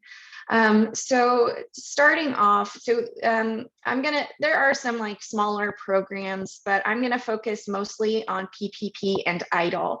Shuttered Venue Operator Grant is a very specific audience. So you can find the information on the dedicated webpage for the grant program. And there's an application checklist and some FAQs there, but I'm not gonna spend too much time since that's a specific audience. Hey, Jeff, do you know how I can minimize this bar at the top of the screen? Because it's kind of blocking my tabs that I'm trying to get to. So you might be able to drag it to a different. Yeah. Okay, that worked. Thank you. I'm not a Zoom expert. So, okay, so let's start with PPP. I've got this pulled up just so it wouldn't have to load. But the PPP does not follow a typical underwriting process at all. There's no credit check, there's no collateral, there's no personal guarantee. This is an emergency program that is designed to help you cover payroll. And that includes owner compensation for the self-employed. So if you file a Schedule F for a farmer or Schedule C as a self-employed or single member LLC or something like that, I know payroll might kind of throw you off, but your owner compensation is included under that. So basically your Paycheck Protection Program loan amount is going to be based on your historical payroll from either 2019 or 2020. And as long as you use 60% of that loan amount on payroll and benefits and owner compensation and things like that, And you also have the option to spend up to 40% on certain operational expenditures like rent, utilities, mortgage interest, PPE, things like that. Then the loan can be fully forgiven. So basically, it's not a loan anymore. It kind of turns into a grant or something like that that you don't have to pay back. If you don't hit that 60% benchmark on spending on payroll, it's not all or nothing. It would just be adjusted. So currently PPP is available until March 31st. There is some legislation in Washington that has been introduced. I believe it's been passed by the House, but they are looking at extending this deadline, but no official word on that yet. But keep an eye out on our webpage for updates to see if this deadline is extended. So PPP is a delegated process, so you don't apply through the SBA, you need to find a lender. So we have an online pairing tool called Lender Match, and we have a map that you can use to plug in your zip code and see which lenders around you are eligible to participate in PPP. So the application process is going to be a little different depending on whether it's your first PPP loan or your second PPP loan. So PPP originally came out in 2020, and then a subsequent round was introduced in January of 21. So we have adjusted our portal now to where if you had a first draw loan in 2021 and at least 8 weeks have passed, you can come back for your second PPP loan now. Again, you have to work through a lender. So, use our pairing tool or map, or just talk to lenders that you have existing accounts with already to see when would be the appropriate time and how would be the appropriate way to go about applying for PPP. Some of the lenders are already kind of cutting off the faucet in anticipation to give themselves time to process loans before this deadline.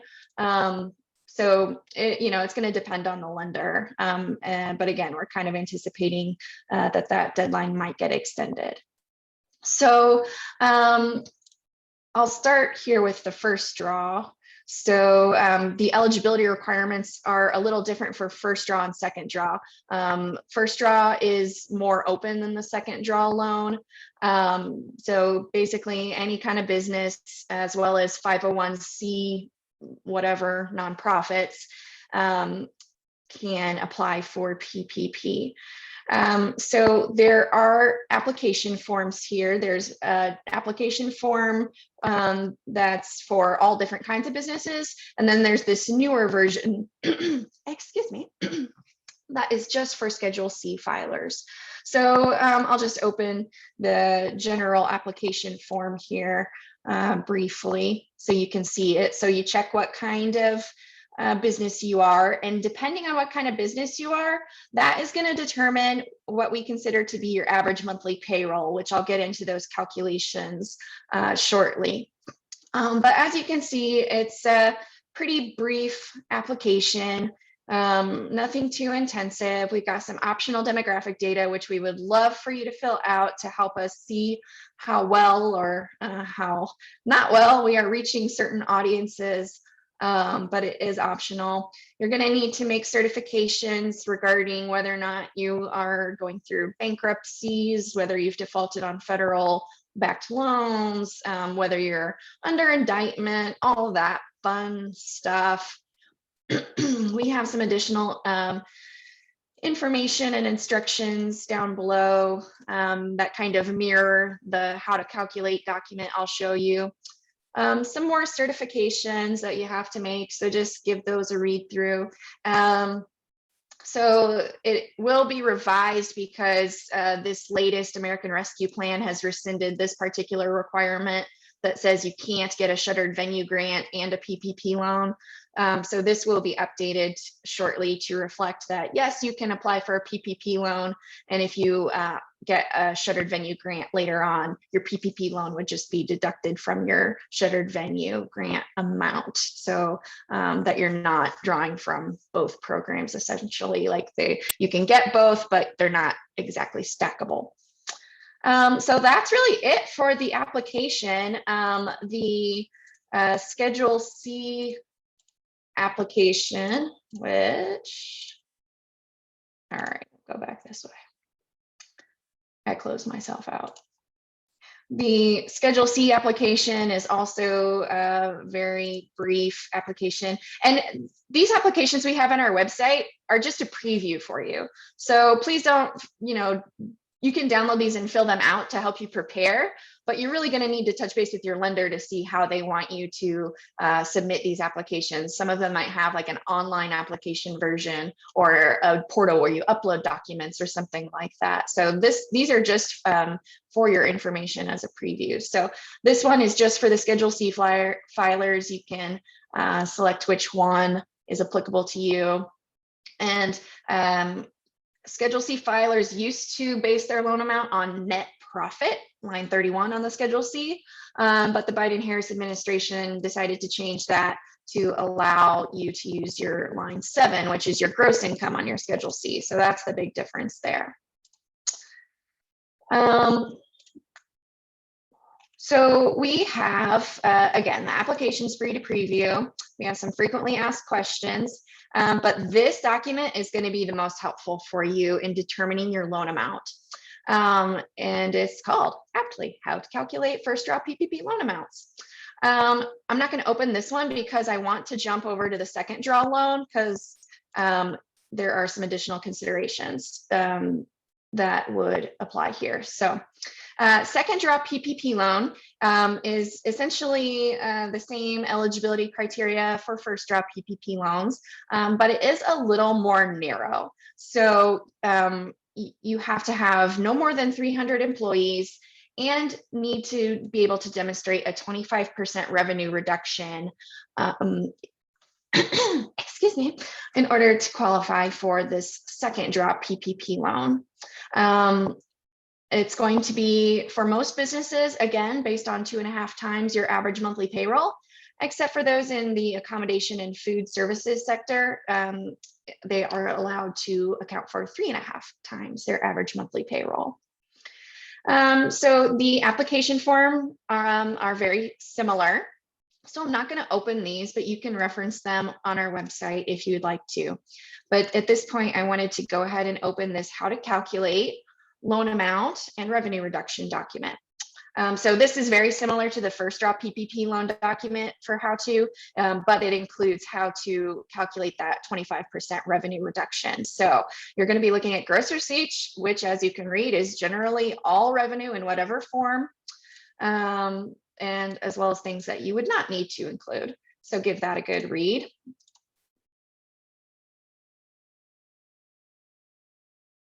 Okay, depending on how long you've been in business. So for all PPP loans, no matter what, you have to have been in business as of February 15th, 2020.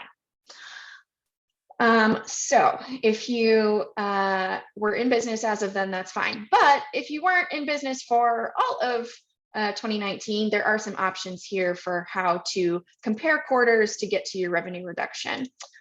So it might be a little easier if we go ahead and scroll down here. So what documentation do I need to show my 25% revenue reduction? Again, this is only for second draw PPP loans. The probably easiest way is going to be based on your IRS income tax filings. If you want to do like an annual 2019 to 2020 comparison, and you can show a 25% revenue reduction that way. This is probably going to be the most straightforward way to do that. However, you can also use quarterly financial statements, and you would just need to indicate, which line items apply, or you can use the quarterly or monthly bank statements showing deposits, and you must annotate which deposits are counting towards your gross receipts. So the reason why you might need to use this method is if you didn't show a 25% reduction annually, you also have the option to just show a quarterly reduction. So basically, if you can show a 25% revenue reduction from just one quarter compared to the equivalent quarter in 2020, that's okay. So for example, you can take Q1 2019 compared to Q2 Q1 2019 compared to Q1 2020. If you show a 25% revenue reduction that way, that works. If you do Q2 19 compared to Q2 2020, Q3 19 compared to Q3 2020, all you have to do is show one quarter where you had that 25% revenue reduction, and that would be acceptable. Some more information here depending on your business type. So getting into the actual loan amount calculations, again, this is going to depend on your tax filing status, what kind of business you are. All of these calculations use 2019 as a reference, but you can also use 2020 if for some reason that would get you a higher PPP loan amount. So if you're self-employed, you can use your Schedule 3 line 31 net profit still, but like I said, now you also have the option to use your line 7 gross income and basically divide by 12, multiply by 2.5. Unless you're a restaurant or hotel or food or accommodation, then it's 3.5. So you would need to supply your Schedule C to your lender along with any 1099s. You need to have some kind of documentation showing that you were in business as of that cutoff date, February 15th, 2020. So your lender will let you know what exactly they need from you, but this will help you prepare and hopefully make the process go a little smoother. If you're self-employed with employees, it's a little bit different of a calculation. So you would add in wages and tips based on your Form 941 or equivalent payroll processing documentation, as well as any benefits contributions. And again, divide by 12, multiply by 2.5. So you're seeing a theme here. If you are a self-employed farmer or rancher using your Schedule F, it depends on if you have employees or not. If you don't have employees, then you can use your line 9 gross income. If you have employees, you're going to need to subtract lines 15, 22, and 23 for employee payroll. And then add those in based on your 941s. So, I know not all of these situations are going to apply to everyone tuning in. So I don't want to, drag this out too much longer. But this is going to be a really important reference document. So, here you can see the calculation for corporations. So this is how you're going to get your PPP loan amount. And then you're going to plug that number into your PPP application. They have added for LLC, you're just going to go back to the instructions that apply to your tax filing status, whether or not you're Schedule C, partnership, etc.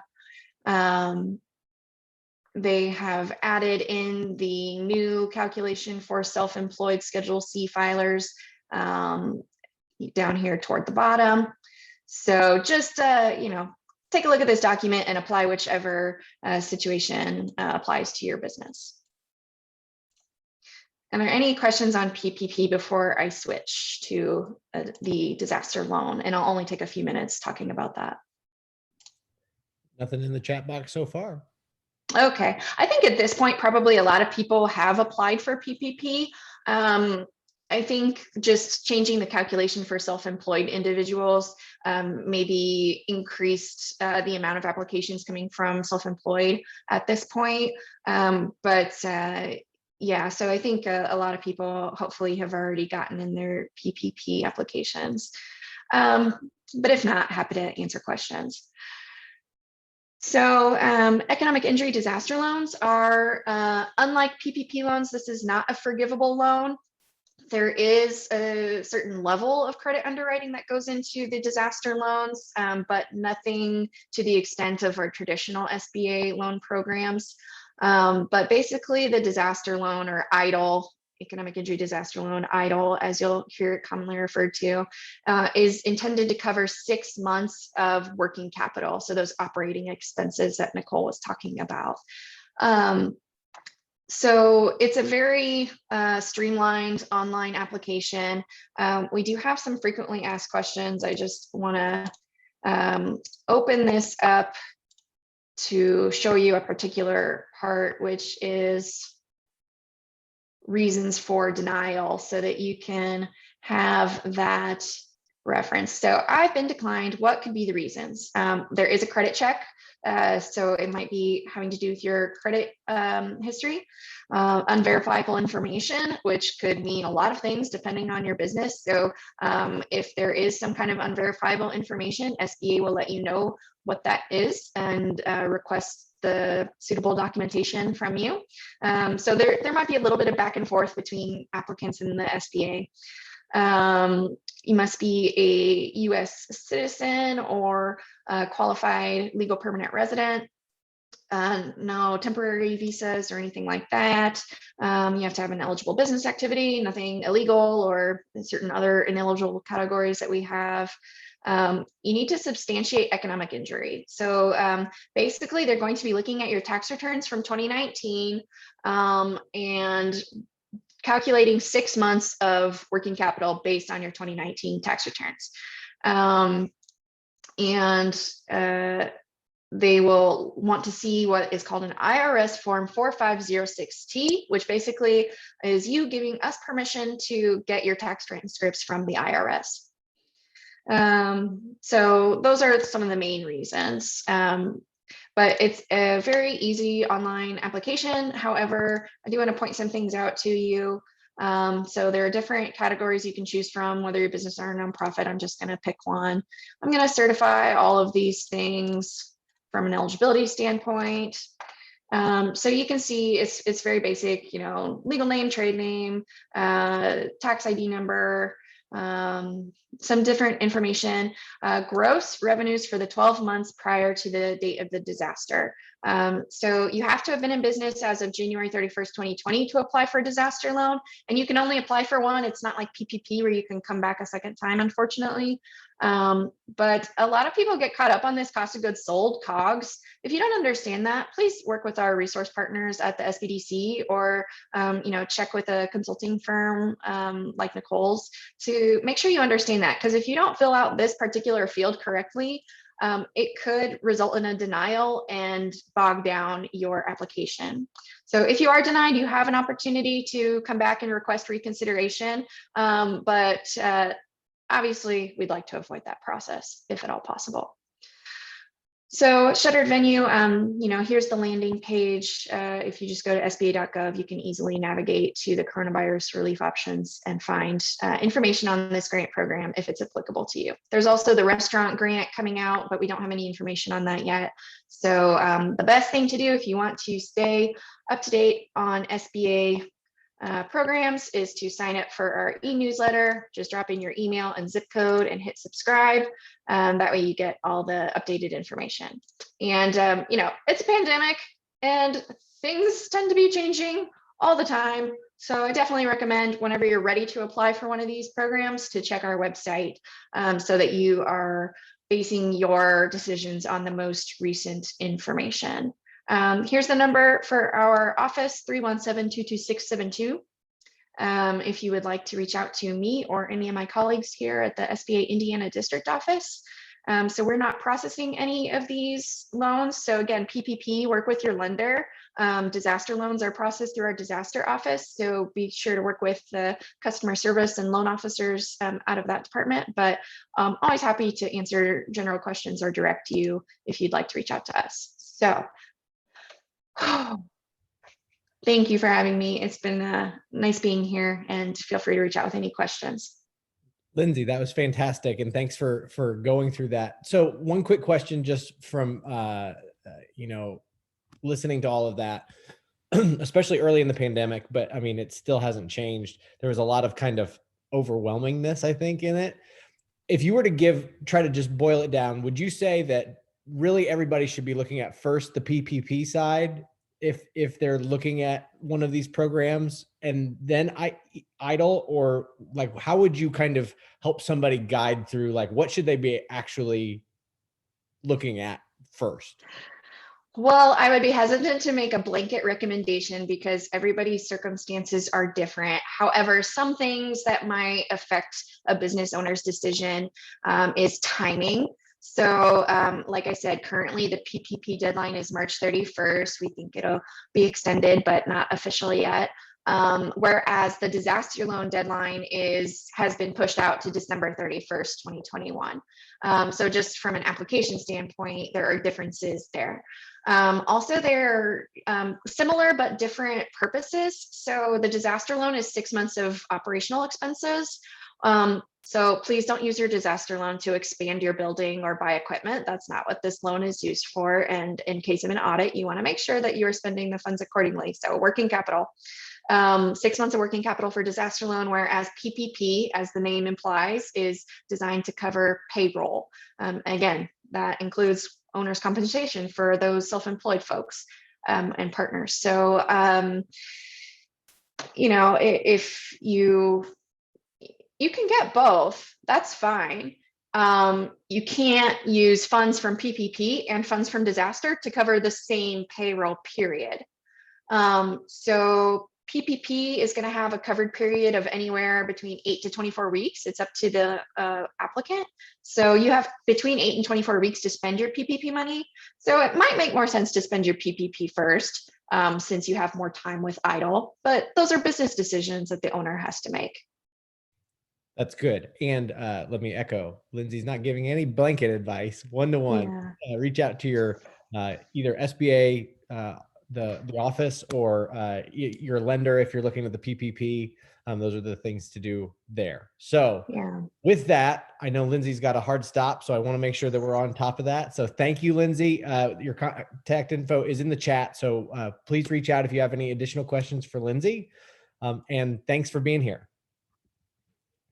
Next up is we're going to turn it over to Lee Robinson from the IEDC to talk a little bit about Restart, the Restart Grant Program. Lee, are you able to come off mute and turn on? There you are. So we're right up against it, maybe running a minute or two ahead, but if you want to go ahead and share your screen, we can get going. Okay. Hello. Hope everybody's doing okay. By way of background information, I'm a back office kind of guy, and I manage the Venture Capital Investment Tax Credit Program for the Indiana Economic Development Corporation. Given that we've got a pandemic and a lot of us are doing a lot of other different things, I've been working with the Restart Grant Program. So I'm going to share my screen here, talk about the Small Business Restart Grant. All right. Heavy. Can everybody see that? Sure can. Okay, cool. All righty. Well, in May of last year, Governor Holcomb announced the Small Business Restart Grant Program. They'll provide some working capital and to cover those eligible expenses for the those businesses that were hit hard by the pandemic. And looks like I'm on slide 2. Maybe I should go to slide 1 first. The Restart Grant, and you see on the slide, the qualified expenses include payroll, insurance premiums, rent or mortgage payments, utilities, safety investments, and restaurant delivery software, which we're finding is a pretty good chunk, especially for those businesses, for those restaurants. I do want to let folks know right up front, there is another grant program coming. It's not finalized. They're still dotting I's and crossing T's. We don't have a date yet, but it's definitely coming. Please be on the lookout for it. You can go to our website where there will be some information. Also, the Secretary of State's website, InBiz website, will have some information. Okay. When submitting an application, and these are the requirements for the program that ended January 22nd, we anticipate requesting the same documents for the new program when it starts eventually. And if you need help at all, and I'm finding out because I haven't worked real closely with small business development centers, they're a wealth of information and they're some of the most helpful people I've ever met. So if you need help in terms of what you think might be submitted or those types of issues, please, we implore you to seek out the Small Business Development Center. So in terms of required documents, we do need a profit and loss statement. So we'll be looking for a profit and loss statement. So we're talking monthly, monthly revenues, expenses, what have you, for the year 2020. And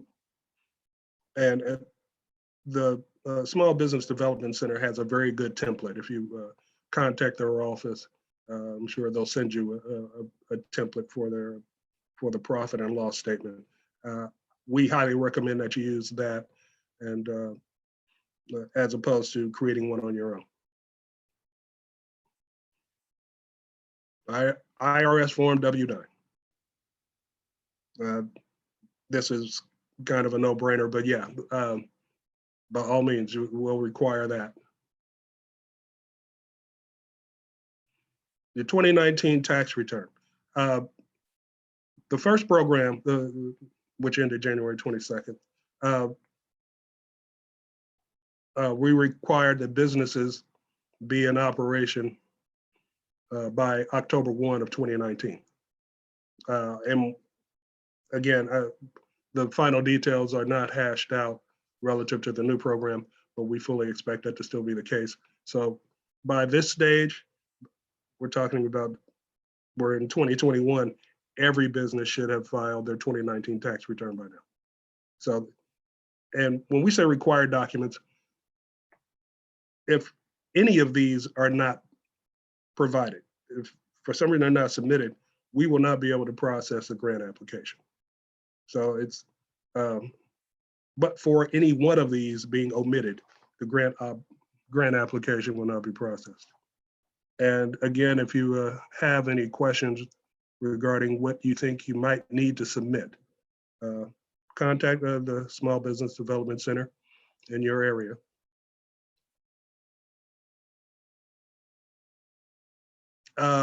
This has been an issue to some degree relative to the size of the documents.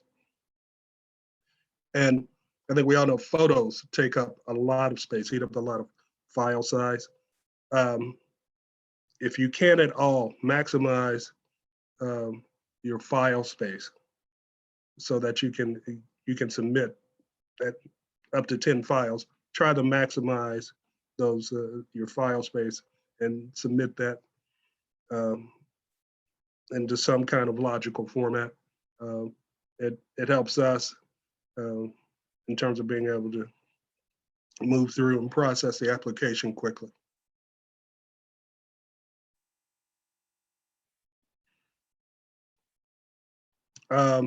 We've learned a lot relative to what we saw the first time around. And by all means, take your time with filling out this application. There are a lot of mistakes. Some of them are simple mistakes. But when you see a mistake, especially relative to those required documents or contact information, we have to contact the business again and say, hey, what do you mean by this? So please take your time, fill it out correctly, and submit it. The program is going to be around, so don't rush through this. The other thing we encounter a lot of, businesses would send us receipts, but they would not send us proof of payment. The fact that you got a bill doesn't mean that you paid the bill. And we are talking the strict, I guess, literal definition of the word reimbursement. Reimburse means we pay you back, which means you, of course, you obviously have paid. So please provide proof of payment of the eligible expenses and not just a copy of the bill.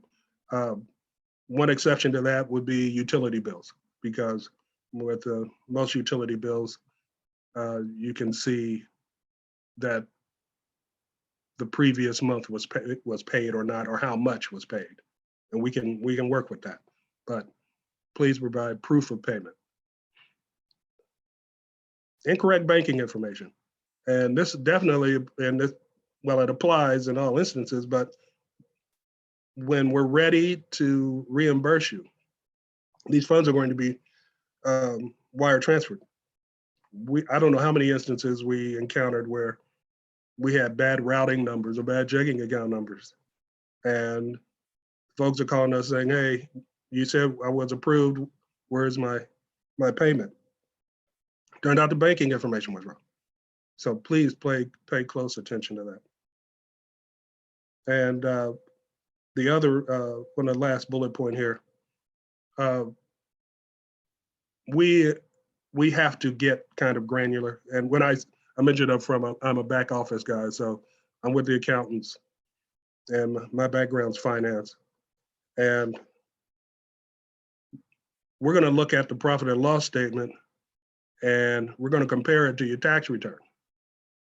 Those two should be pretty close, especially when we start talking about revenues, especially gross revenues and the expenses.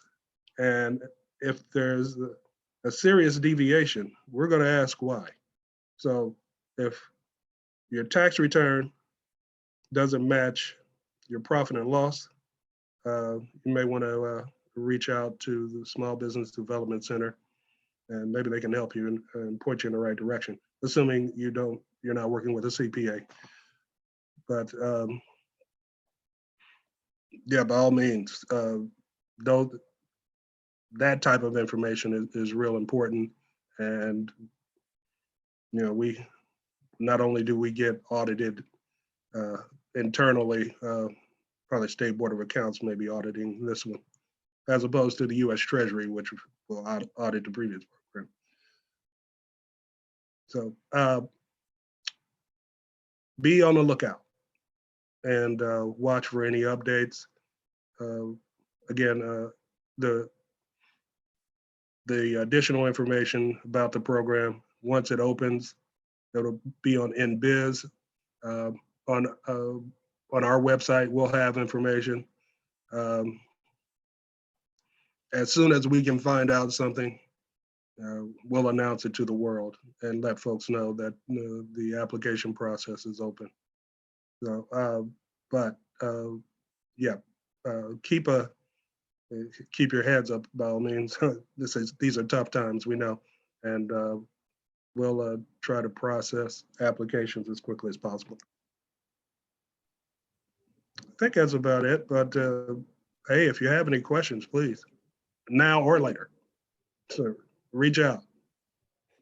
Lee, thank you so much. This was great, and great to kind of see not only the things that are going to be required, but the things that have been common pitfalls already that we can hopefully. And the best news is that the next speaker that we're bringing up, Scott Goskowski, or I'm sorry, Goskowitz from the ISBDC, is going to talk a little bit about that P&L balance sheet. Cool. More depth. So this is going to be a perfect segue. But before we get to that, I want to make sure, are there any questions from our audience, from the folks that are here, before we move on to letting Scott talk a little bit more about the actual document that you're going to need for this? All right. Well, Lee, you're off the hot seat. Thanks so much for hopping in here and helping us out today. Really appreciate that. And we will let you feel free to hang out. And I'd love to see if Scott would come up. And yes, sir, I'm here. Hey, Scott. Thanks. Hey, how are you guys? Today. Thanks for the invite, Jeff. Sorry, I missed the first half of this presentation. So, if I'm redundant or if I'm not covering something I should, I apologize. hopefully everybody has been introduced to the SBDC. If not, I can go over kind of what we are. Yeah. Scott, I'm hurt. I'm devastated. You have to watch the recording. I was amazing. Okay, Just I will. It's Nicole. Don't worry about it.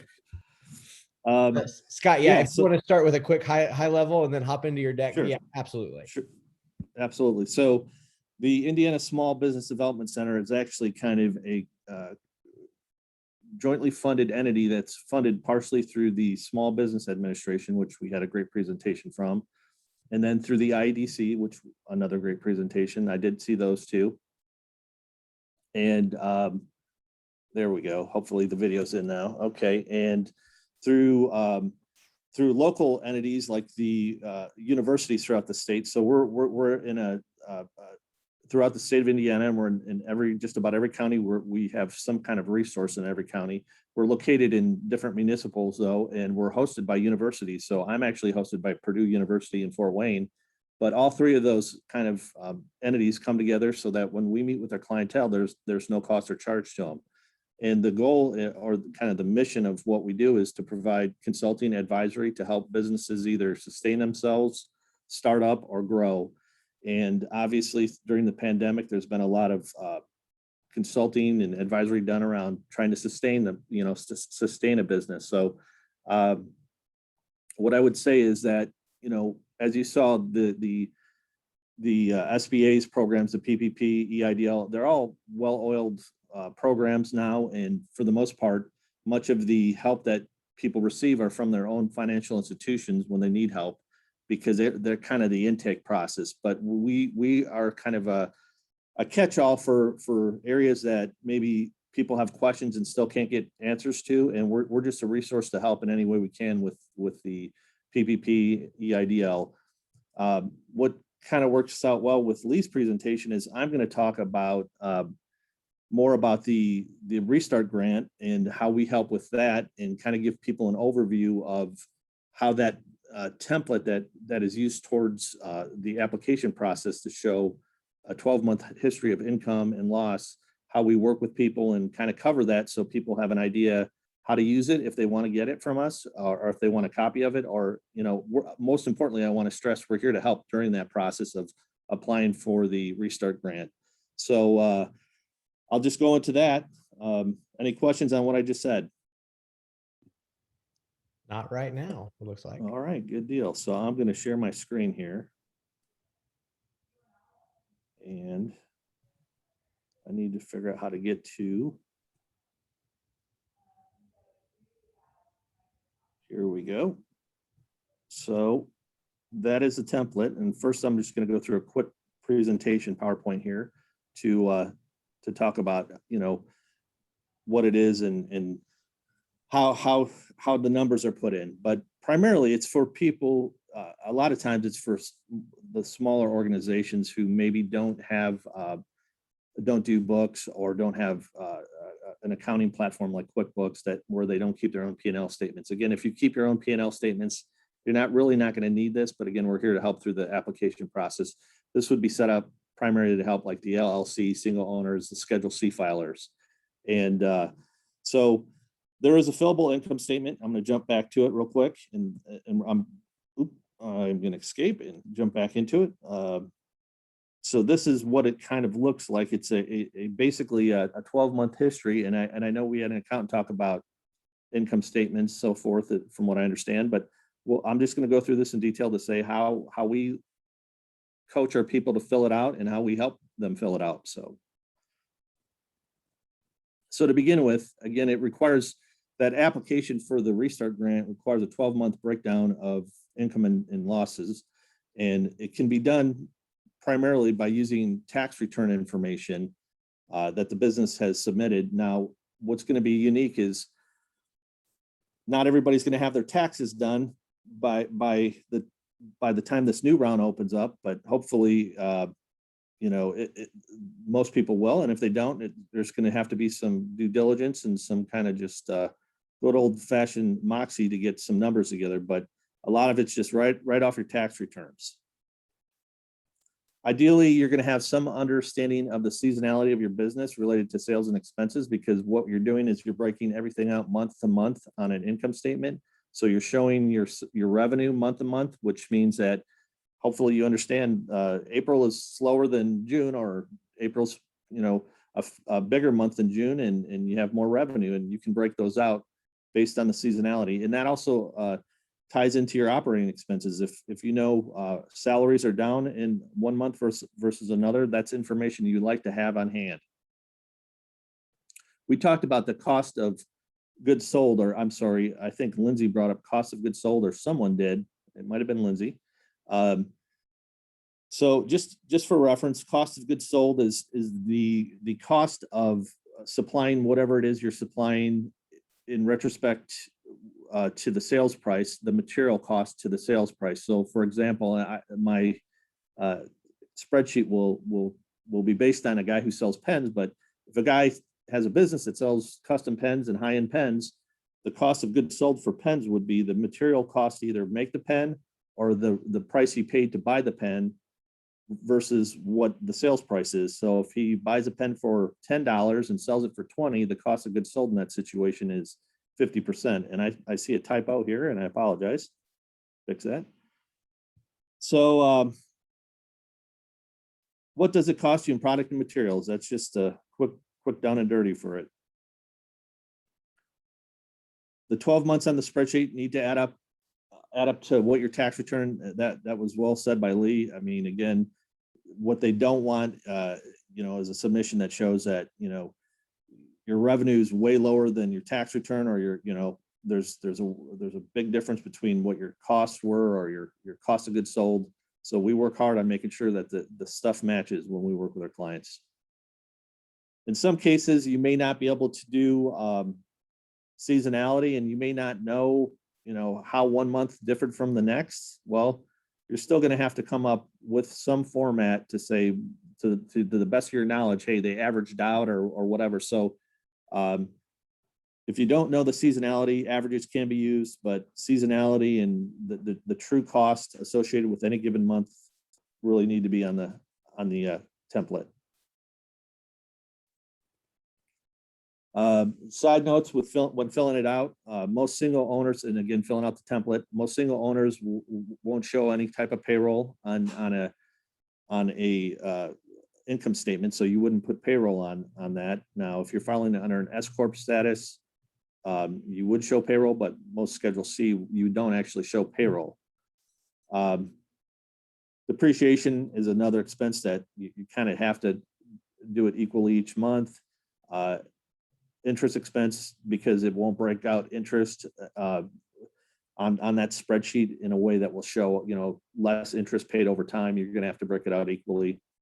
And the balance sheet must equal the assets and liabilities of the company when you're filling it out. So, or the tax return. Employee benefits, there's a section on the template, which we'll cover in a second, that says employee benefits. Again, this is primarily the benefits offered through the company, which include things like health insurance, 401k, et cetera.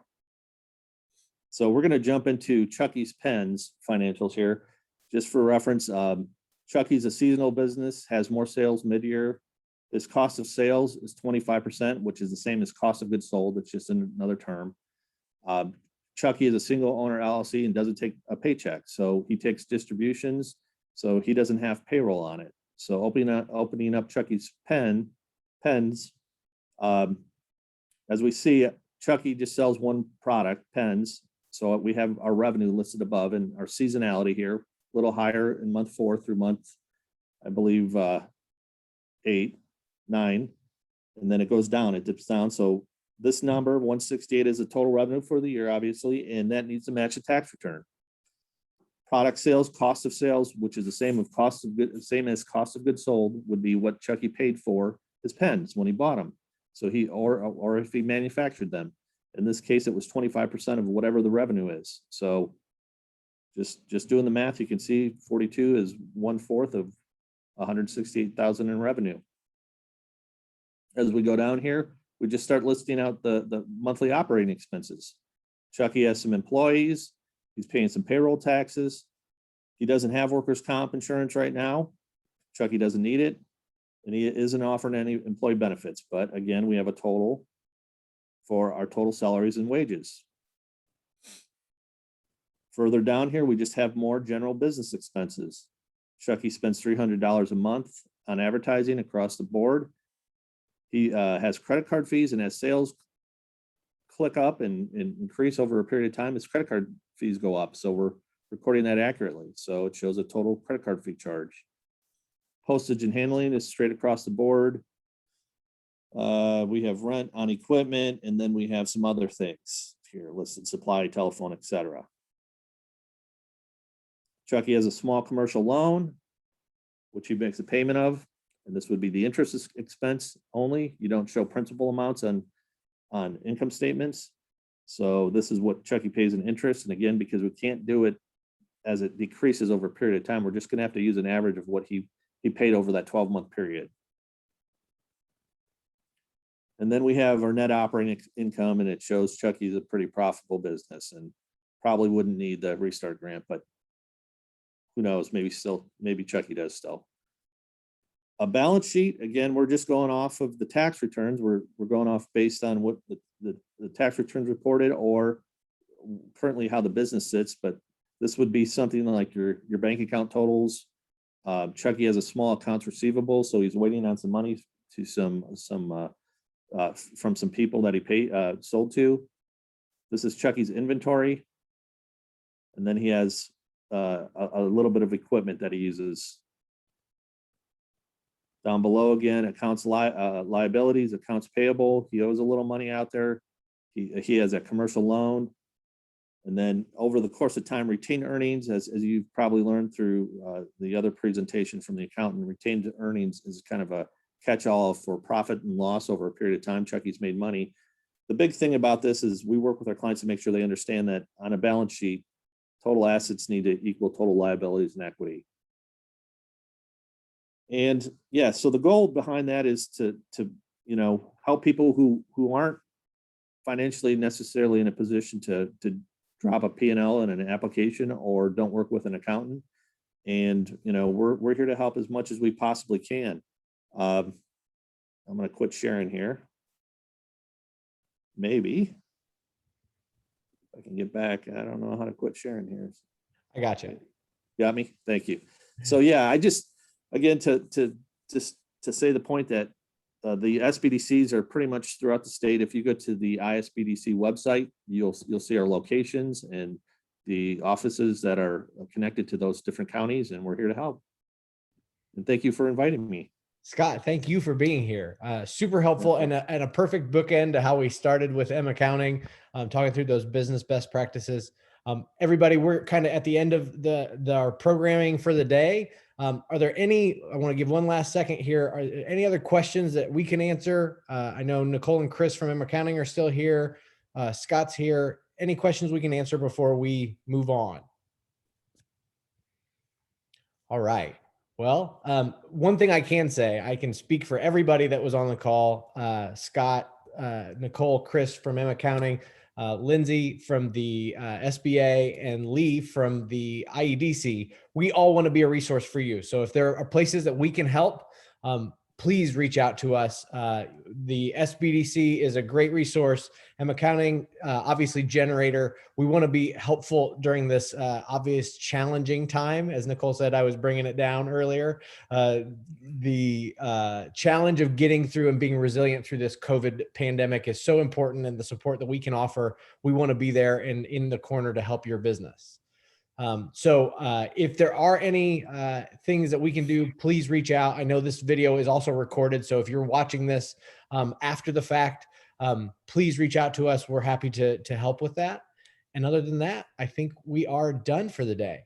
So thanks all for being here. Have a great rest of your week, and we'll talk to you soon.